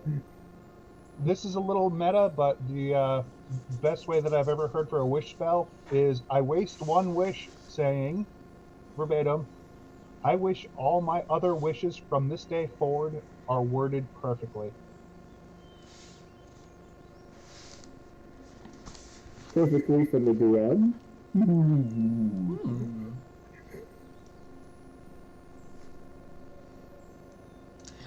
What you should wish for is that all of your future wishes are based off of your intent and not the wish granters. That way, what you say and what you mean when you say it is what gets wished for, and not how the genie or whoever is interpreting it or decides to.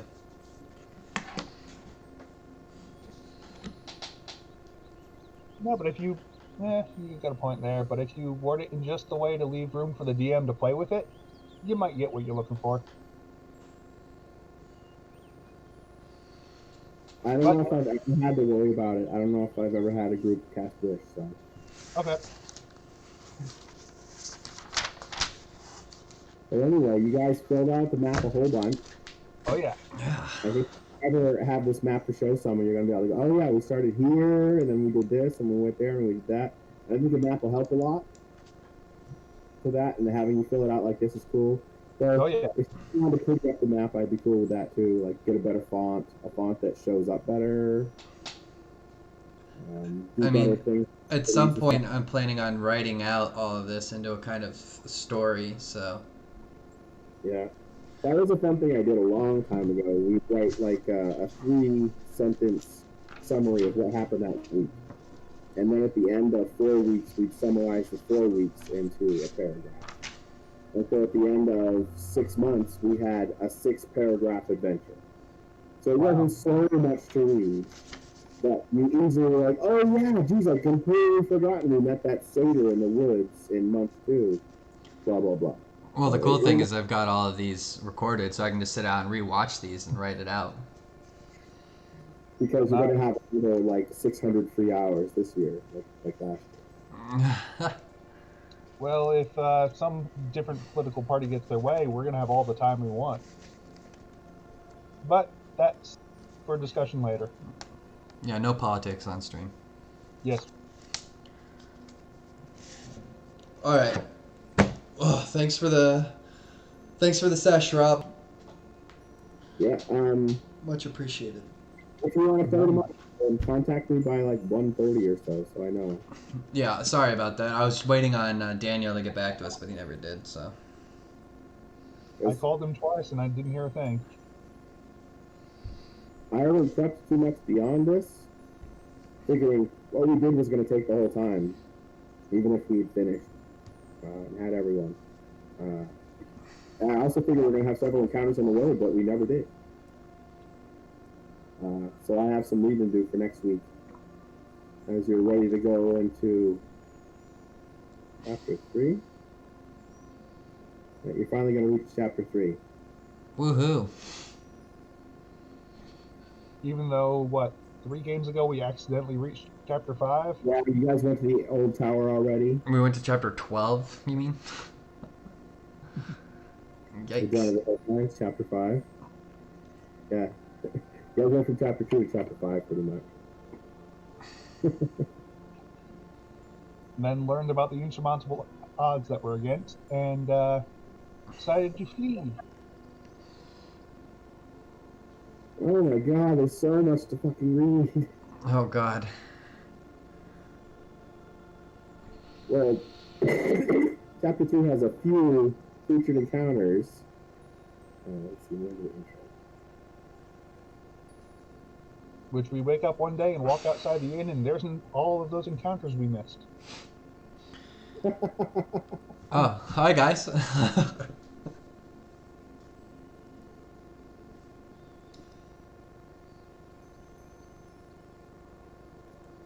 Oh, when you guys finish chapter 3 and get to chapter 4, you'll advance to level 7.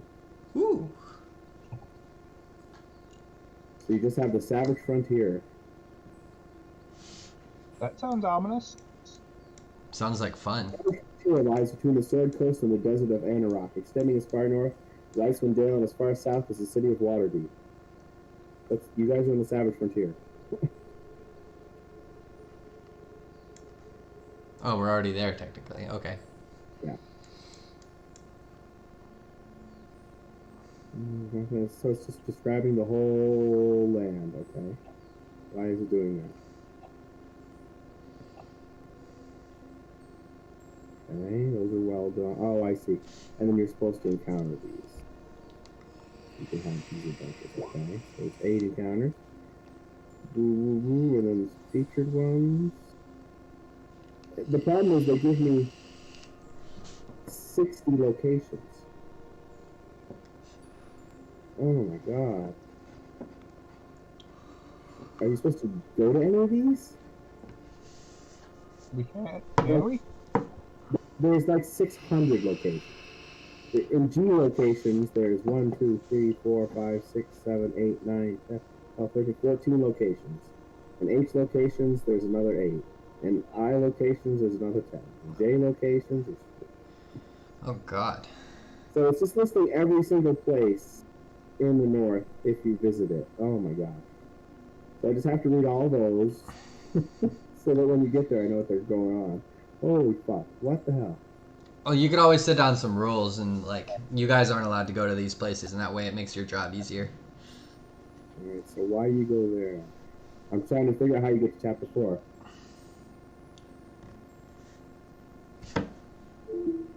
Fate.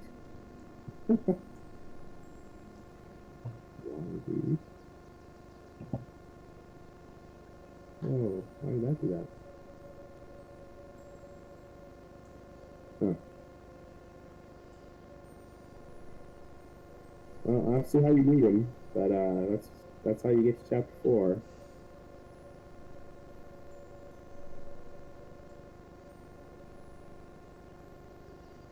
I wish they had explained it better.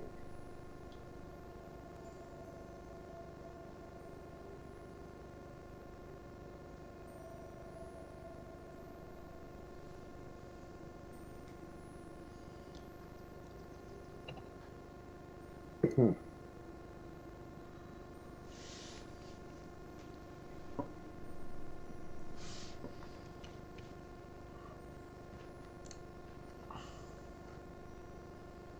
Just trying to understand what chapter 3 is at all. I don't see any encounters or anything.